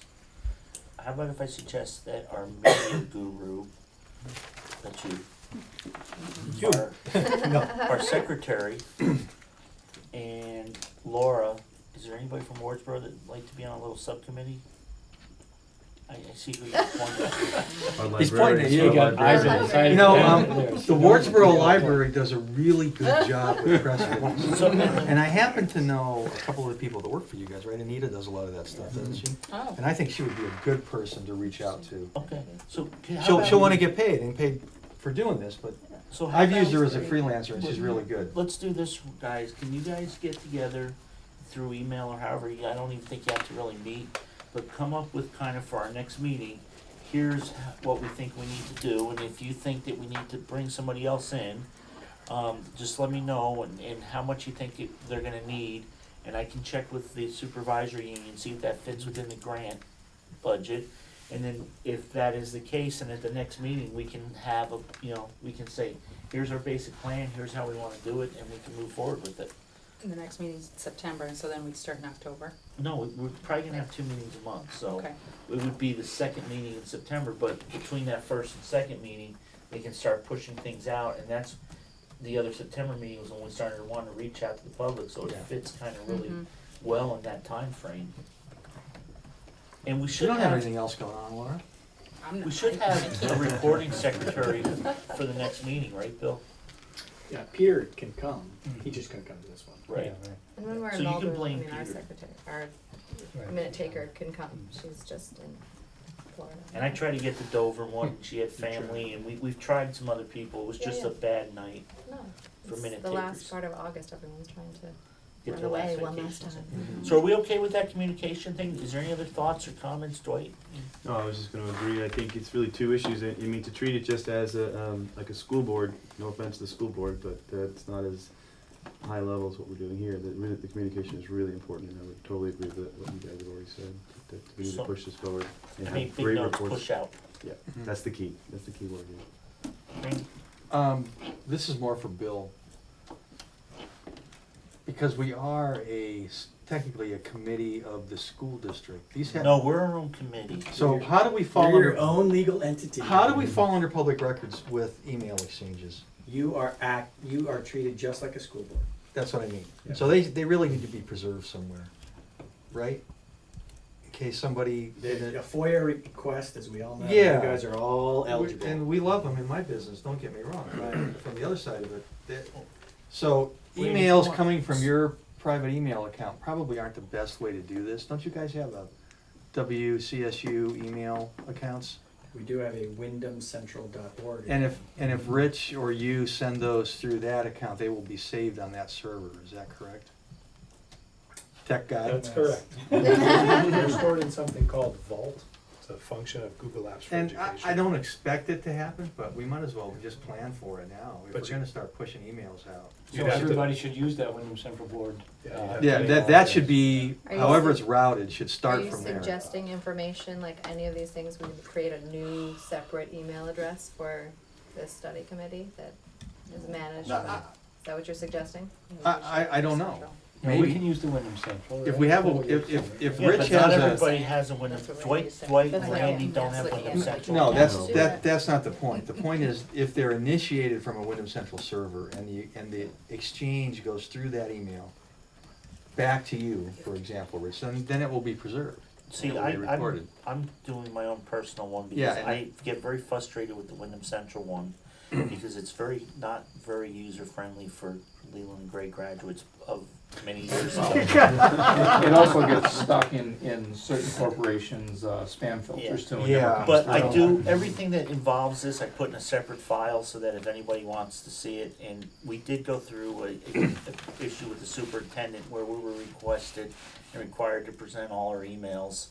And it wasn't a hard thing for me to print them all out, and it was a pretty good sized box, but I was able to get it there, so I think if you send them to me, then I do keep them all in a separate file. If anybody wants to see, they go through my computer, because there's nothing interesting in it, they'll probably fall asleep. Well, Could your also- emails are in there, Lori, But your Wyndham Central could also be on the group list. Yeah. So that, Okay. so that whatever you send gets Is that sent to how you it with works? that. And so if we're gonna have a discussion as a group, you hit a reply all, and everybody should get that, and if there is a place in Wyndham Central where that can be preserved, So that would I would just- feel better about it. I do use that R one, I don't want you to, both. okay. I don't want you to Treat, have, treat I got it, Warner Randy, and I want this. WindhamCentral.org is another member of the. Okay. yeah, I don't want you to Oh, have a send Hillary it Clinton there. moment, Rich. Perfect, thank you. Yeah, right. So, Yeah, I know you said that before, that, it's fair enough, but, you might Okay. have to come under the 20th I century. can't, go ahead, so I'm sorry, I can't see. I know. I just wanted to bring up, as a matter of advertising, I don't know if people realize it, but the really hot part of the newspaper that people go to, you probably know this, is letter to the editor. Oh, absolutely. Is that something we can do? Sure, you guys can all write letters, I can't, Right. but, You can't write a letter yourself? yeah. But no, everybody reads the letters, and that's perfectly appropriate to send letters in, encouraging people to come and sign your name to them and say you're part of a committee, absolutely, that's totally appropriate. You do it all the time. Okay. And if you do, submit it to the Reformer as well, because I would guess in Yeah. Marlboro, there's probably more readership of the And I Reformer would, than I would the submit to the Gifted. Commons. Right. You know, Jeff does a nice job. Yeah, those three I would Commons, definitely too. submit Those to. three would triangulate. Yeah. What about, is there anything else besides newspapers and the internet stuff too that we should think about? So Or I is think that our what you guys are subcommittee- gonna do that? yeah, Let us we talk can about figure that. that So out. let Yeah. me, so let's move on, if we're okay, if everybody's good with that. We're a little behind, but John, brainstorming questions and answers, thoughts, and don't anybody go brain dead on me, because we don't have to go through the whole list tonight. So there's draft questions by the WCSU Elementary Committee, there's some questions that I asked, so you wanna lead us through that, John, because a lot of that was from you too? Did that come? Yep, that should have been out in the email also.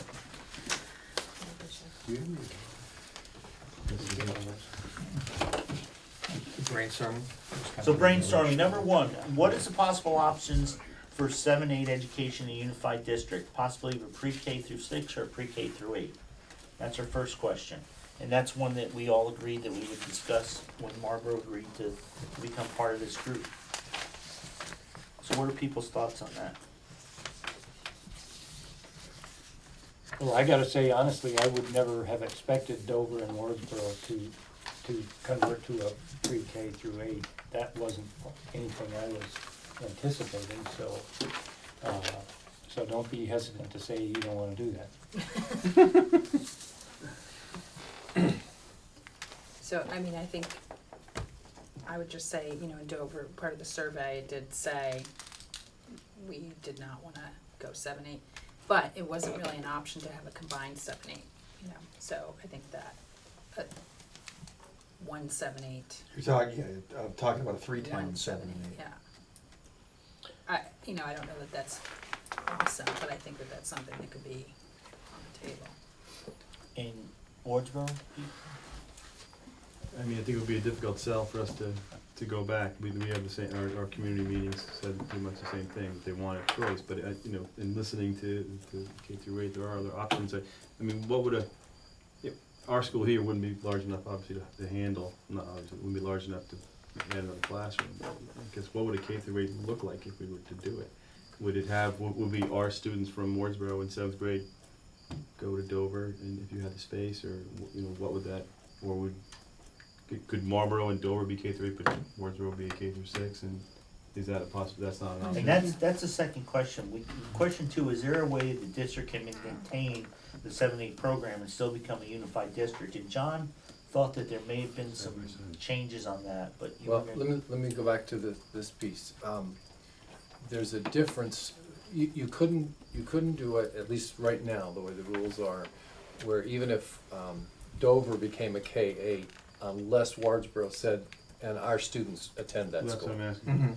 Then yes, you can have a K-6 and 2 K-8s. Yeah. It's that your 7th and 8th graders would not have choice. Right. That would be the. And that would be the tough sell. Right, but we could do it, you know, we have, if we have, I mean, it's certainly an option if we have the space for it.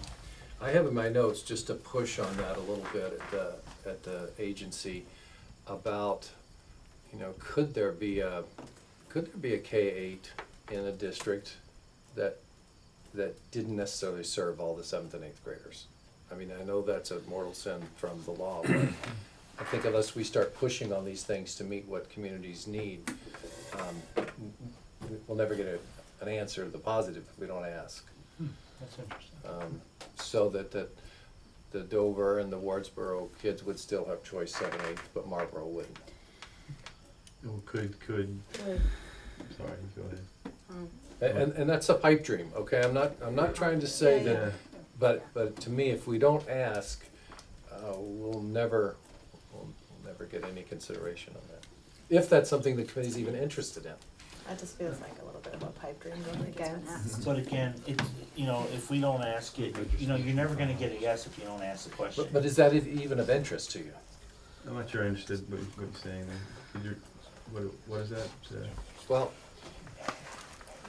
typically in the preferred district, the preferred models, preferred structures, if you have if you serve any 7th and 8th graders, you're supposed to serve all 7th and 8th graders. Right. And so my question to the agency would be, look, this is a particular situation where 2 towns have had choice for 7th and 8th grade, and another town delivers 7th and 8th grade. Is that within the realm of the ability to keep? Like I say, it's not what the law says, Right. but So one of the things is there has to be, one of the things that Act 40, I'll get right to you, Randy.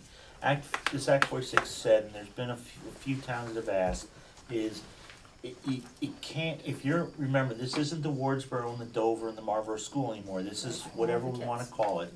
Right. So what happens is, if you live in Marlboro, your child has to go to the 7th grade in Marlboro, they have no choice, but the kids across the town line in Dover can go to whatever 7th, 8th grade they wanna go to. That's not considered equitable. So if we were to form, so what John is saying though is, this has come up with other places. He's just saying, you know, let him take another run at the agency of ed, and maybe they thought that this would never be an issue, that everybody would just get together and sing a song and be all the same. Right, And then maybe they're gonna say the only way to push some of this, but then you have challenges from lawsuits, and Laura shakes her head and she'll make sure. So, Yeah. but if we don't ask again, I would not put much faith in it, so. right, I totally agree with that. But you can't, if you don't know, if you don't ask again. But Dover has no interest in being a K through 8 for their school. Our voters, Yeah, I'm talking. I mean, the survey, that's what the survey said. Survey said that. Going back to But that was moving, yeah, we don't know if we were to be, if the 3 towns put a 7th and 8th grade together, there may be more students, and it may make more sense to do that. I don't think you can look at question 2 without also looking at 3 and 4. And for those of you that got the copies with my notes on it, I apologize, but I think 3 and 4 are the most critical questions on there. Because if you're really gonna consider a three-town 7th and 8th grade program, then you have to really look at the student opportunities and the cost of the taxpayers. And if you're gonna create a true middle school, which is what, and this is not to knock anything that you guys do, because it sounds like you have a great program there, what kind of opportunity, expanded opportunity, or even similar opportunity are you gonna give to those 7th and 8th graders compared to what they're getting now with the choices that they have?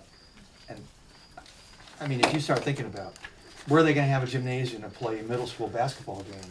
Where are they gonna have a full-size baseball diamond to play a baseball game? I mean, we had kids from Marlboro coming over to Twin Valley to play baseball this spring because they wanted that full field experience. And, you know, you gotta look at all those questions. And then you also have to consider the voters in the two towns of Wardsboro and Dover. Would it ever fly? I don't know, but I think us as a group, you can't look at that question in a vacuum. You have to look at it with these other critical questions involved. And you know, if we want to go down that road, fine, let's go down that road. But I think you have to keep that in the back of your mind. I mean, I was just gonna say, I mean, Marlboro is not here to force anything. I mean, we're here because we are interested in how you operate and considering operating the same as you operate. We realize it is a huge undertaking for us all to be considering this, but we wouldn't be sitting at this table if we weren't committed to seeing what opportunities can be added for our 7th and 8th grade students by offering them choice. I mean, that's why we're here. We are here because they have, we do great things for our 7th and 8th graders now, but what more could they gain from this, and that's why we're here. And further, just to further on that, just tell me if you don't agree, but I think the idea behind increasing those opportunities is not necessarily having a 7-8 with Dover Wardsboro, Right. but allowing Brattleboro, Twin Valley to be part of the mix at Right. 7th grade. Yeah, adding to the choice opportunity that we already have for high school. Yeah. The other side of it, that's right, okay. Exactly, I mean, Yeah. we, All set? Laura, Yeah. you were first, and then Bill. I just wanna remind everybody, our constitution says equity. We have a situation right now where we have a statewide property tax, which is supposed to be providing equitable opportunities for all the kids throughout Vermont, which is not happening. And effectively, that's why we have Act 46, so that we can get more equitable situations going on. And so, while we certainly can ask the question and get the answer, I think the answer's probably gonna be no. Like, we're gonna have. Think you're poking the bear there? It's not even poking the bear. If we agree to form one district, that means all of the kids are all of our kids. And so all of our kids then have to have all of the same opportunities. Yeah, I think we all agree on that. Bill? And maybe this is more for John, but why couldn't all three schools have a K-6 organization, and the one room that houses the 7th and 8th grade at Marlboro be a private entity that is rented to a private organization? And you would, I think, have brought that up at one point. Right, although I don't, you know, that whole extra layer of bureaucracy to establish that whole thing, I don't think the school board is in any way in that game. That was what I would have to say, is that I have no interest in being part of that. Okay. But it is true that we did a community survey, and choice for 9 through 12 came out a very high priority on the community survey. A little bit more ambiguous how the community viewed keeping the 7th and 8th in the class, in the school versus having 7th and 8th choice. It was, you know, substantial margin to keep it there, but not as much as the 9 through 12. So I think, like Selena says, that's why we're here, to explore that one option. Everybody knows before anything can fly that all three towns will be going to their voters, and if Marlboro's voters turn this down, as I've said before, then we don't want to jeopardize the arrangement that Dover and Wardsboro might be making. But our arrangement is supposed to be for all three schools, so that's why at some point we need to decide, are we looking through a pre-K through 6 or pre-K through 8? So given that, from what I'm hearing, go ahead, Randy. Well, at some point, when we get down to that, answering that particular question, we have to look at the political reality of one way or another, probably one of those versions isn't gonna fly in two of the three towns, or one of the three towns at least, so if we're trying to create something that is palatable and protects two or three towns in the long run from state intervention, if you will, then we have to just decide what the best course of action is gonna be as a group, and, you know, where the political reality lies. You know, I had a thought.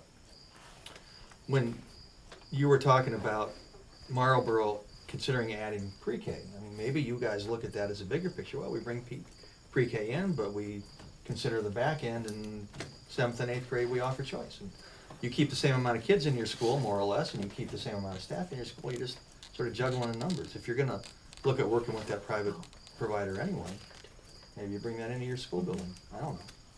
Just a thought. Pretty good idea. We have to do that anyway. Well, we have to as a group, because again, if we're gonna do, we're pre-K through whatever, we have They're to gonna have all to do be it the anyway. same. That's true. I didn't even think about it from that way.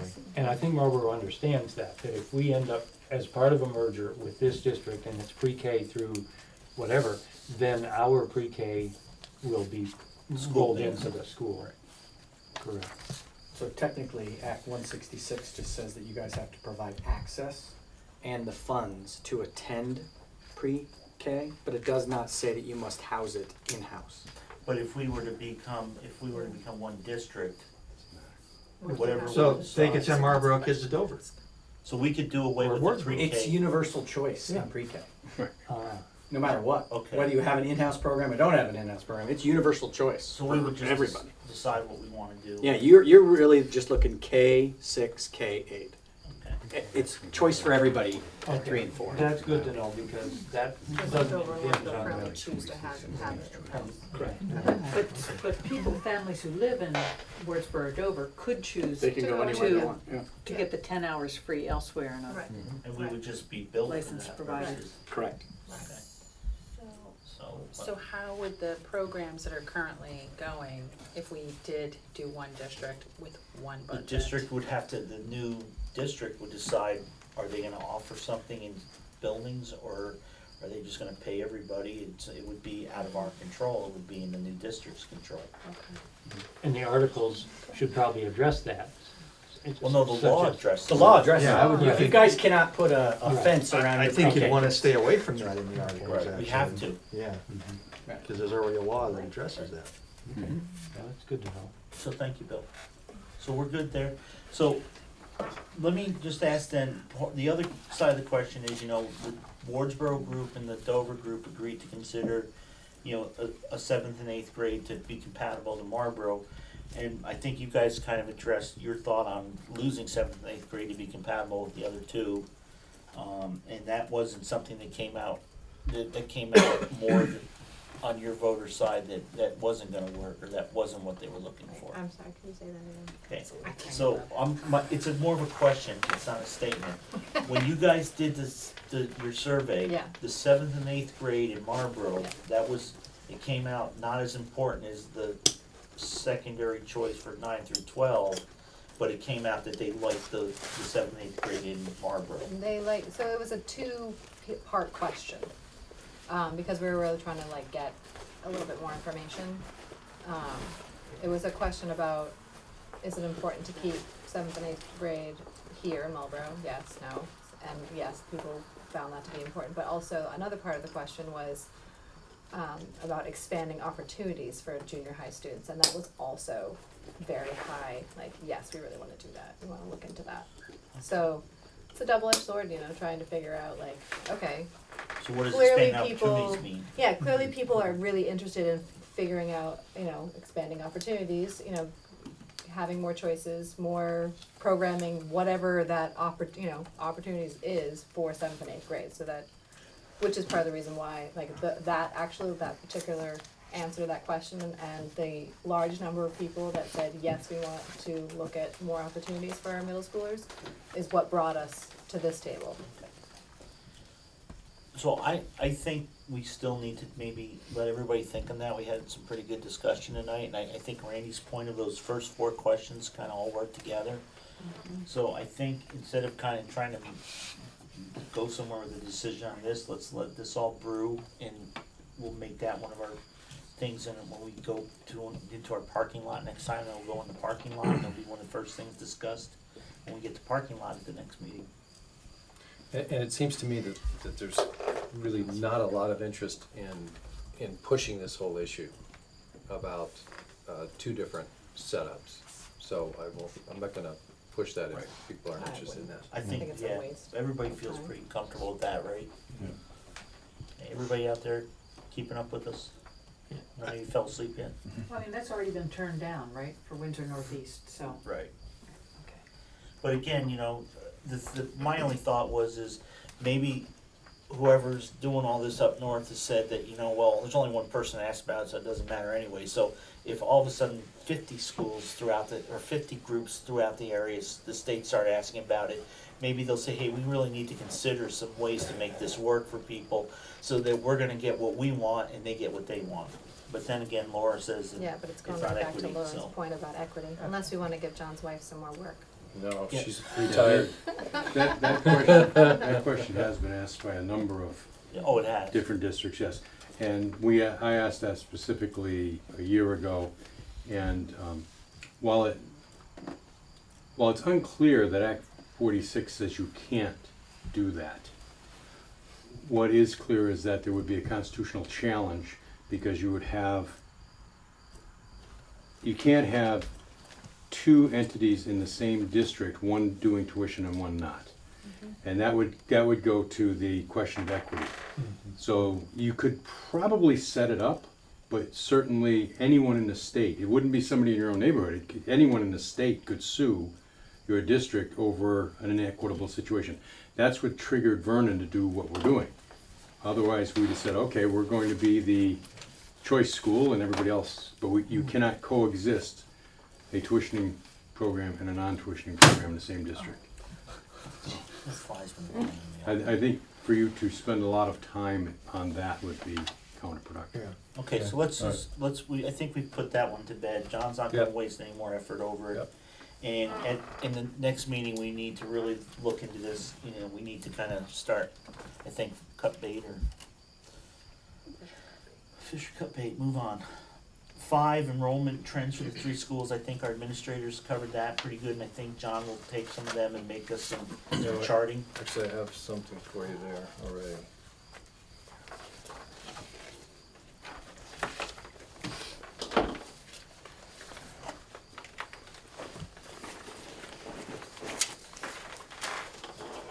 I'm kinda curious, how did you come up with the projected kindergarten enrollments? What I found, kindergarten enrollment is just the average of the prior years. That's the hardest one to come up with. Birth rates don't seem to do much, and See, and it's really nailed our, for us in Dover, it's been a communication yeah, lesson. that's really, it's really tough. Oh, no, I mean, it's really worked well for Dover, it's helped us. Using birth rates, Yeah, I mean, that's where that's how come we got, you know, nice little nest egg. yeah. And the other sort of projections follow cohorts from year to year, and what typically happens is kids move from first to second, second to third in a school, and just project that out as far as increase or decrease. And these are all numbers right from the state website, numbers that have been turned into the state over the years. So everybody can dwell on that for our next meeting. Geographic relationship, I think we're gonna do something with the map and just kind of so people understand. One of the things I explained to John over that was though too, is you really don't know the geographics because when you look at a map and it's flat, and how many people have ever driven a flat road in Vermont very far? And you know, the road, I told them, you know, Marlboro and Dover connect, but ain't no school bus going over the road that connects us. And Wardsboro and Dover connect, but ain't no school bus going over that road either. You know, cause Route 100 doesn't connect Dover and Wardsboro, you know, Stratton's in the middle of us. So, we're gonna work on that just so people get some idea too, because we are kind of pretty spread out, we are some pretty good sized towns. History and trends in cost per pupil. I think, John, you were gonna get some information from Bill's office for Yeah, that. I'll start having that, I'll have it for the next meeting. And will that be, you had mentioned before, you had done K through 6 numbers, I think, and will cost per pupils also be K through 6? They probably should be, just giving you a word of warning that. I think it should be right up through high school too. Well- And in the middle school to see what the costs are. Either all of them or just K through 6. Yeah. But as long as it's, apples to apples. That's, definitely apples to apples, and it may be difficult to tease out the K through 6 as far as all the buildings and all the other costs. So, but I'll look at that and see what I can do with that. I just think, cause this new district would be responsible for tuitioning too, and the one thing I've said for years is tuitioning is really a free radical when you do a budget, because if you're part of the Leland and Gray district, your costs are set, or like in Brattleboro, your costs are set for that year, and if 50 new students move in, your cost doesn't change. But when you tuition and 50 new students move in, your cost can really change, or 20 students move out, you budgeted for those 50 new ones, and the 20 that moved out, you got a huge surplus that year. So it is a little bit more difficult to budget, and I think we need to look at that. Is there a sense that do all 3 towns determine their choice tuitions the same way? I think Dover's the only one that votes an extra amount. No, Wardsboro does. Oh, Wardsboro does too? Okay, so. So somehow we have to tease that out. But that- Bill- John, Yeah, commissioners, So do we. Okay. And you guys use the Leland and Gray number for your figure, right? Currently, we're not. Currently, We're using the actual state average. State average. So you don't vote on anything at town meeting? No, every year, we vote on it. No, We vote on to use the state average. well, you don't have to, the state average is Default. the default, yeah, there's no vote. Yeah, but needed. they're doing They it like to because have your previously votes. they did a different. Because you Well, used to it's the do the first year. Leland We and used Gray. It's the We used first to year go we with switched Leland over. Well, no, Yeah. Leland and Gray is a public high school, so they have no choice, they have to pay that amount. Good luck to Right. They used to Oh, vote the to Leland pay and as Gray much amount, as Leland okay. and Gray. Up I'm sorry. to, just like we Yeah. do up to the Burton number. Right, Mm-hmm. okay, I'm sorry. Richard, I just have a question. In looking at those trends, are you looking at increase in population at the high school level? Because I've had people ask me, do we have families moving into town at the point that their children are in high school? And I haven't tried to tease that out, but it would be certainly good to know. I mean, I know that's been an issue in some other K-12 tuition towns. Yeah, it's certainly interesting information. It may not affect the articles that you write, but it is interesting to tease that out. Well, just thinking about Yeah, values of choice. because there's no notion of removing choice from the high school level. Okay, so. But there would be, Added you know, information. It is added information. Each town though would have to, it's not the town now, it would be the district would vote, and that vote would cover all 3. Exactly. I wonder if that's similar questioning, if Wardsboro and Dover have ever noticed families moving into town or renting in town or so forth. Oh, absolutely. To take advantage of choice at the second, yeah. I can name you half a But I'm dozen thinking- families off the top of my I'm head. thinking specifically because we would be going from Like 7-8 special ed, don't do that. to 7-8 choice. So wondering, we probably see a spike with families moving into Marlboro for a 9-12 choice, but then wondering, again, probably just extra information, it's not really super relevant, but just, I think, It's very interesting information because it's certainly a belief that we hold in Vermont that happens. But I'm just not sure it's relevant to this aggressive timeline. Okay, so I think what are the history and trends per pupil costs? What are some equitable financial options if there are different choice options? So I think that goes that's to off the table. We just kind of rolled that out. Yep, so that's good. What will the report proposal need to contain? And I'll be working on making sure I have that very clear Okay. from. And what articles I think go with the report will need to be presented to the voters. Phantom enrollment situation, does everybody know what phantom enrollment is? So what happened was when Act 60 came into being, the state of Vermont, to make sure that everything was equitable with financing and funding, had this thing where they said that your enrollment, we don't get paid for the actual number of students. If you look at how your budget is set up, every school has an enrollment of 187.68. And we all know here, especially administrators, if we had 0.68 of a student, we'd probably be spending $10 million in that student, and it depends, I think, which 6/8 of the student you got, top or bottom. So what they did was, he said, your enrollment can never change more than a certain percentage. And it can't go down more than a certain percentage, because they didn't wanna have a town lose 50 students all of a sudden one year, and then all of a sudden have this huge loss, because even though they say it doesn't, not how it works, they take your average daily enrollment, multiply it by their magic number, and that's your base education amount of money you get.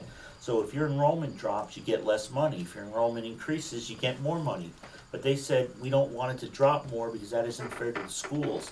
So what happens is the difference between your actual enrollment and the number they're paying you for, because of this whole harmless with the preventing the students from dropping too fast, is called the phantom number of students. The bigger cities and towns seem to not have as much of a movement as we do in the smaller towns. So they've been saying that isn't fair, they get more money and they have to educate less students. Yes, no? I'm just growling. Okay, so anyways, Laura's growling at me.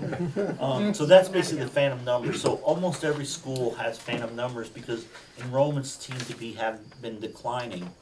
And the smaller you are, the less that decline, this is supposed to kind of try to balance it out. So one of the things we will do, and it's very easy to find because it's on the website, is what each school is showing for phantom numbers. And that was one of the things, these smaller schools are more expensive because we're carrying more phantom students. I don't think Marlboro has any right now. I don't know whether. think they do. Just about, You do. no, we're just about at Oh, our, you've met- equalized, what is that, Average daily membership, average weighted daily membership. accurate. But it does move around because, it just, again, we joked in Dover, we should bus loads of children in for that October, whatever count that the state uses, and then just send them all home, give them a 1-day vacation, and we would have a lot more income. What is the choice tuition history of the district? I guess that also kind of goes with the one above, in per pupil costs and the, how much we're spending. What schools do choice students attend? We've got a little bit of a feel for that tonight. We'll be able to put those all together. What needs to happen in the LMG merger to meet a side-by-side? So basically, the Leland and Gray, if we want to be a side-by-side, Leland and Gray their committee that meets next Monday has to come through and put together a plan that's going to be voted on by the districts and be adopted.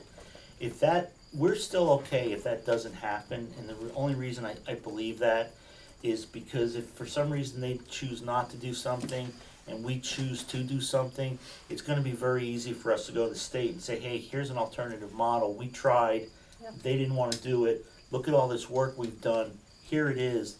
I doubt they're gonna say no. Right. Good point. So I don't think that, and you know what, why worry about something we can't control? And John, when Bill's here, he can give us some updates if there's anything, but I think we need to focus on our thing, so I think that should just come off, John, maybe, too. Yeah, let's keep it on there just as so we keep. How about updating. just updates on the Leland and Gray? Sure. What is the structure of neighboring school districts? Yes. Oh, we know what's going on in Vernon. Down there. I don't know, is anybody concerned about that or how that may affect us? I know there's been a lot of discussion early on because of the ability of the State Board of Education to assign orphan districts that don't come up to an agreement. We may come up with something we all like, and it may be that pre-K through 7 instead of the 8, and we're all good and we get it all approved by all our voters, and then all of a sudden the State Board of Ed says, well, this town and this town, they don't have anybody to join, so they're now part of you. So does anybody care about what's going on in the neighboring districts? Do you want a brief report, or do we again, since it really? I think maybe Marlboro is most impacted by that because there are 3 K-8 districts with high school choice immediately south and west of Marlboro who have, I believe, submitted their articles for approval. I think they've gone in. So I wouldn't mind an upgrade. We'll probably hear about it anyway, but I guess I would feel more comfortable knowing that their articles had been approved because they are, to put it bluntly, you know, if someone's gonna assign Marlboro somewhere, it's probably gonna be with the three of them. So, Which have a structure identical to Right. Marlboro's current structure. Weren't we gonna try to get a copy of their articles? yeah, I've We got, talked about that at one point. Did we get that? Yeah. Wyndham Southwest? Yeah, they were in Oh, I didn't see that. Oh, yeah, I'm gonna read it now. no, but you can take it, I brought extra copies. He's gonna send it to you. Yeah. No, I got it. I just sent it to him. Yeah, just went through. Okay, good. Okay, so let's keep track of, so we'll try to keep track of, and we'll keep that in that parking lot of, you know, what's going on in those other districts. Is there any other districts we're concerned about? I think we're interested in what's going on in Jamaica. Yeah, I mean, they're and I- obviously, that's next on the list, I but. think that's kind of that question too. Mm. And that'll also play into what, Bill's gonna be keeping us up to date on with the votes and Right, stuff. okay. And I think that's a big issue, you'll see a lot of information about that. And then Vernon and Jamaica, I think we've covered why they have interest, and I don't think we need to do any more of that, do we? I think that can come off the list, and we're just gonna invite them, and I like your note, Randy, why not? Yeah, no, I mean, I the more the think that's merrier very at this point, appropriate. right? Would make sense, like you said, it's a good fit for you guys if you have to go that route. So we're running over a little, but we'll get out of here by 9 if you guys will give me a couple more minutes. So on the brainstorming ideas, is there anything else anybody came up with that we haven't covered or gone over that you'd like to see on the list? And we can start right with Laura. You got anything on the list, anything not on the list that you thought of that we, Are there you'd like any to see? transportation issues that we need to be considering? No, but that's a good thing, so we would wanna add transportation. And that would also be good, cause we didn't talk about transportation with the schools, so John, we can help you with the transportation things through the principals, maybe. The 3 administrators, Bill, or we can get something from them. Yeah. Perfect. Thank you, Laura. You got anything else? That was a good one. And then WCSU. Oh, Laura, bill you back the for IB it. program, Dover has invested a lot of money in the IB program. So how does that fit into this, and is that something that this group would wanna consider? Is that something that's appropriate in articles, or would that be up for a new board to decide? I think we wanted to look at that generically about what type of educational programs do all the schools offer and what should be preserved in the new district. Does that make sense? Because you guys obviously have some interesting things going on in Marlboro. Yeah. And you guys in Wardsboro have some interesting things going on. So I'm not sure we want to get into the nuts and bolts of that. I think we want to just recognize that they're there and keep a way for them to stay there through the transition and let the new group worry about that. Does that make sense? Yeah. It's gonna be a question in Dover about what happens with the Be IB. a public question, that's It'll be a the real only- public question. That's the. You I know? think there'll be public questions in Marlboro about Sure. the field research program. And that's honestly, it's one of the great unknowns at this point. So maybe the question is what's the process by which that will Yeah, be determined? I think we need Well, to, I can tell you how that will be determined. There will be a new board, just like there's a Dover school board that sat, looked at the IB and said, we like this, let's move forward with it. There will be this new entity, we'll have this new board that will sit there and say, maybe you can, but that's And what there are it's, plenty how of it's gonna examples be. around, plenty of examples around the state where a single board with multiple schools, and there are different programs in the schools. and they're preserved, and maybe we can write that in the articles, that they're preserved for X years or whatever. Or in perpetuity, or at least until a group from within the town, for instance, that's doing IB, agrees that it could terminate at that point. And again, I think that fits because if it's one Yeah. big group, if somebody's going to school in Marlboro and they really like the IB thing, there's nothing that says because it's all one big group, they can come over to Dover and. Well, you're gonna have to justify the cost of it at some point, Yeah, you know, like we did, or like you guys did to the Dover voters. so That's so my let's, next question, Lo- because then is Laura, that let's, open up- I mean, is let's that not all just is do that it a public IB, question? but let's do educational programs. Yeah. And how do they get addressed in the Articles of Incorporation? No? Yes? Yeah, no, I mean, I will just say that for me, I mean, it's really I'm pretty clear that this law is supposed to be improving educational opportunities for Right on kids. the list. And so this is an aggressive timeline, and so just how we're going to be able to make an assessment about what is the programming that's coming out of what we're doing. It's gonna be, I think we have to be able to answer that. Hang on one second. No, here. I'm, Okay. Are you all good with the IB? Yeah, just. Is yours in response to the? No, Okay. it's a Just issue. can you hold it Yeah, for just sure. 1 second then? Are we all good with the educational programming thing that Laura brought up? Yeah. Okay. So how do Mike, we- you had a question Yeah, on it was Laura's just thing? when Laura brought up the issue of transportation, I think John hit on one thing also, that when you create this new entity, and you hit it on also, there will be the ability for choice or for transferring students within your own district by your new entity. So you do need to look at the transportation issue. Right. Because if people start saying, gee, here I am in Vernon and I want to go to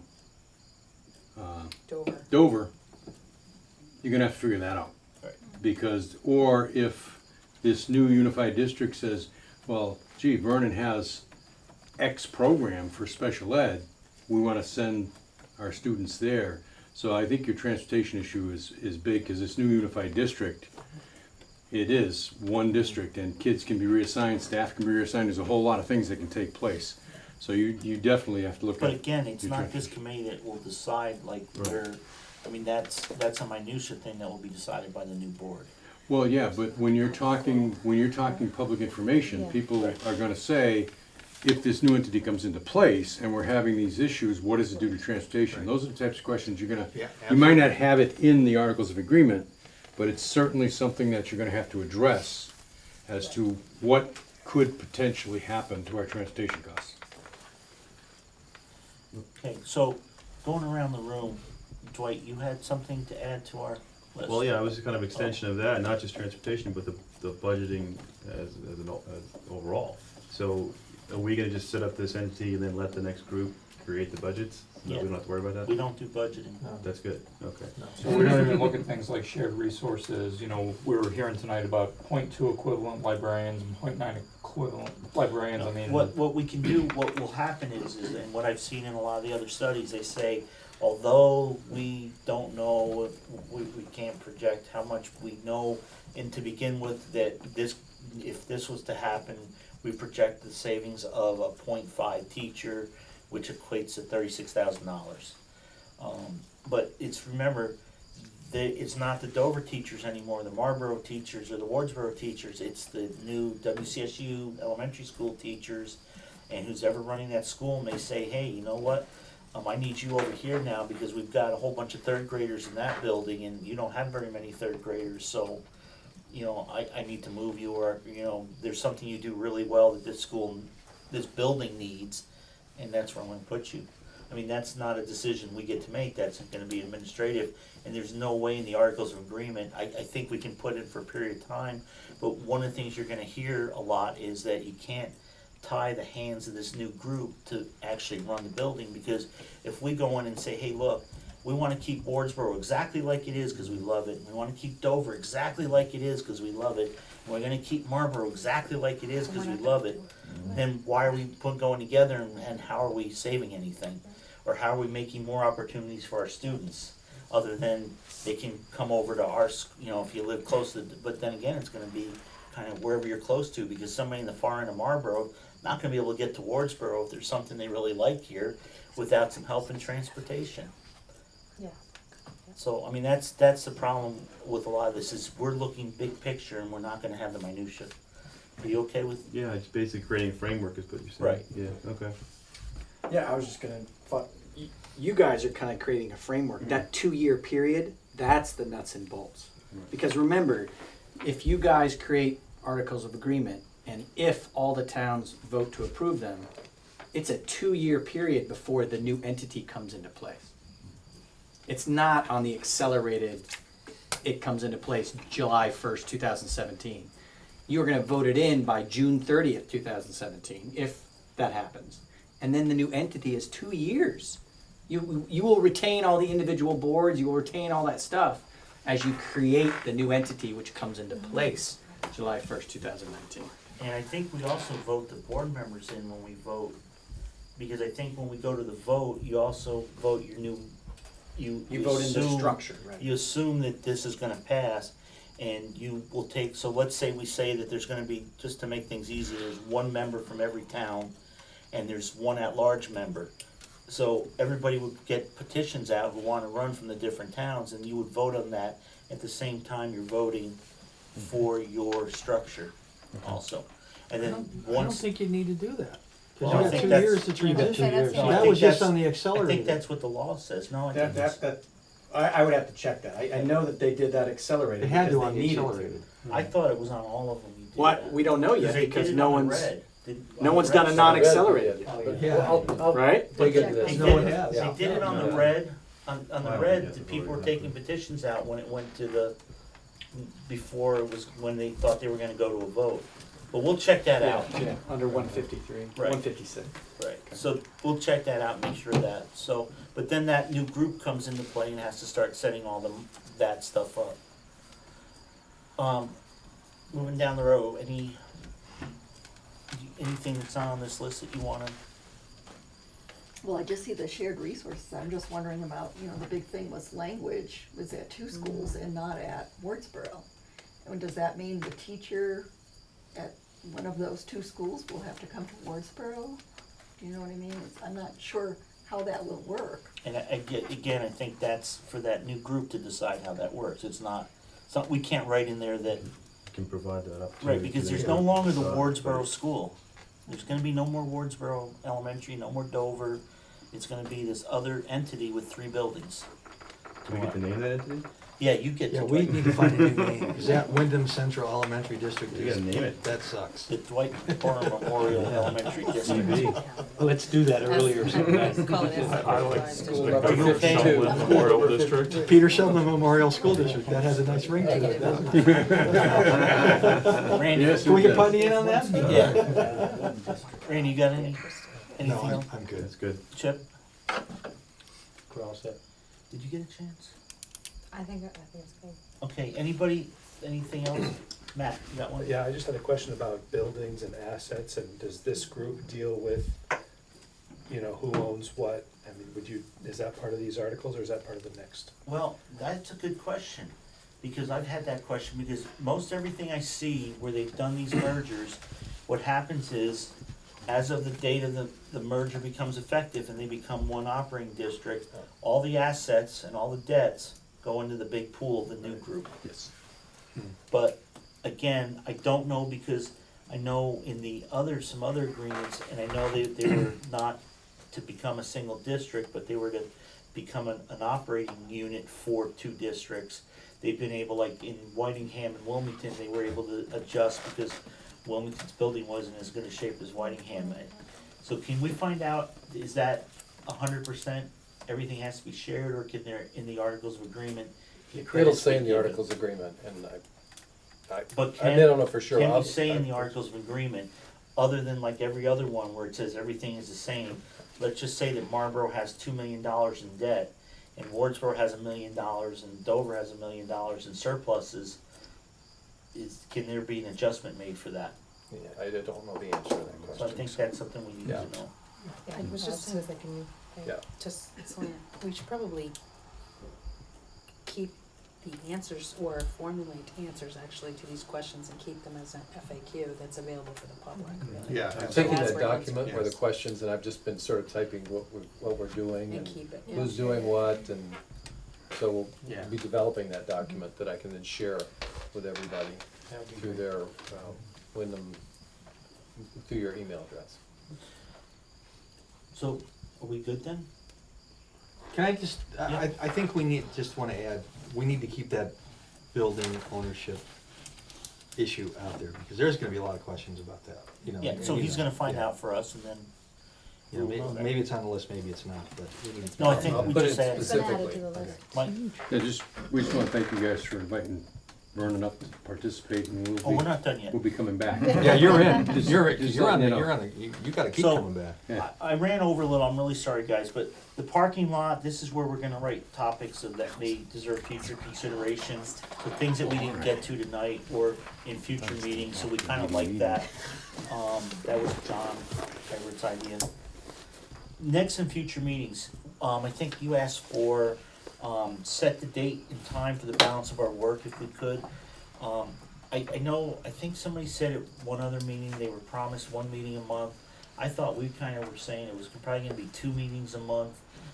I think, I would like to see us go 2 meetings a month if we can, because I don't think we're gonna get our work done if we don't, and if you It's the only way actually, to keep us on track. right, and if you actually look at the tasks, there's kind of 2 big tasks for each month.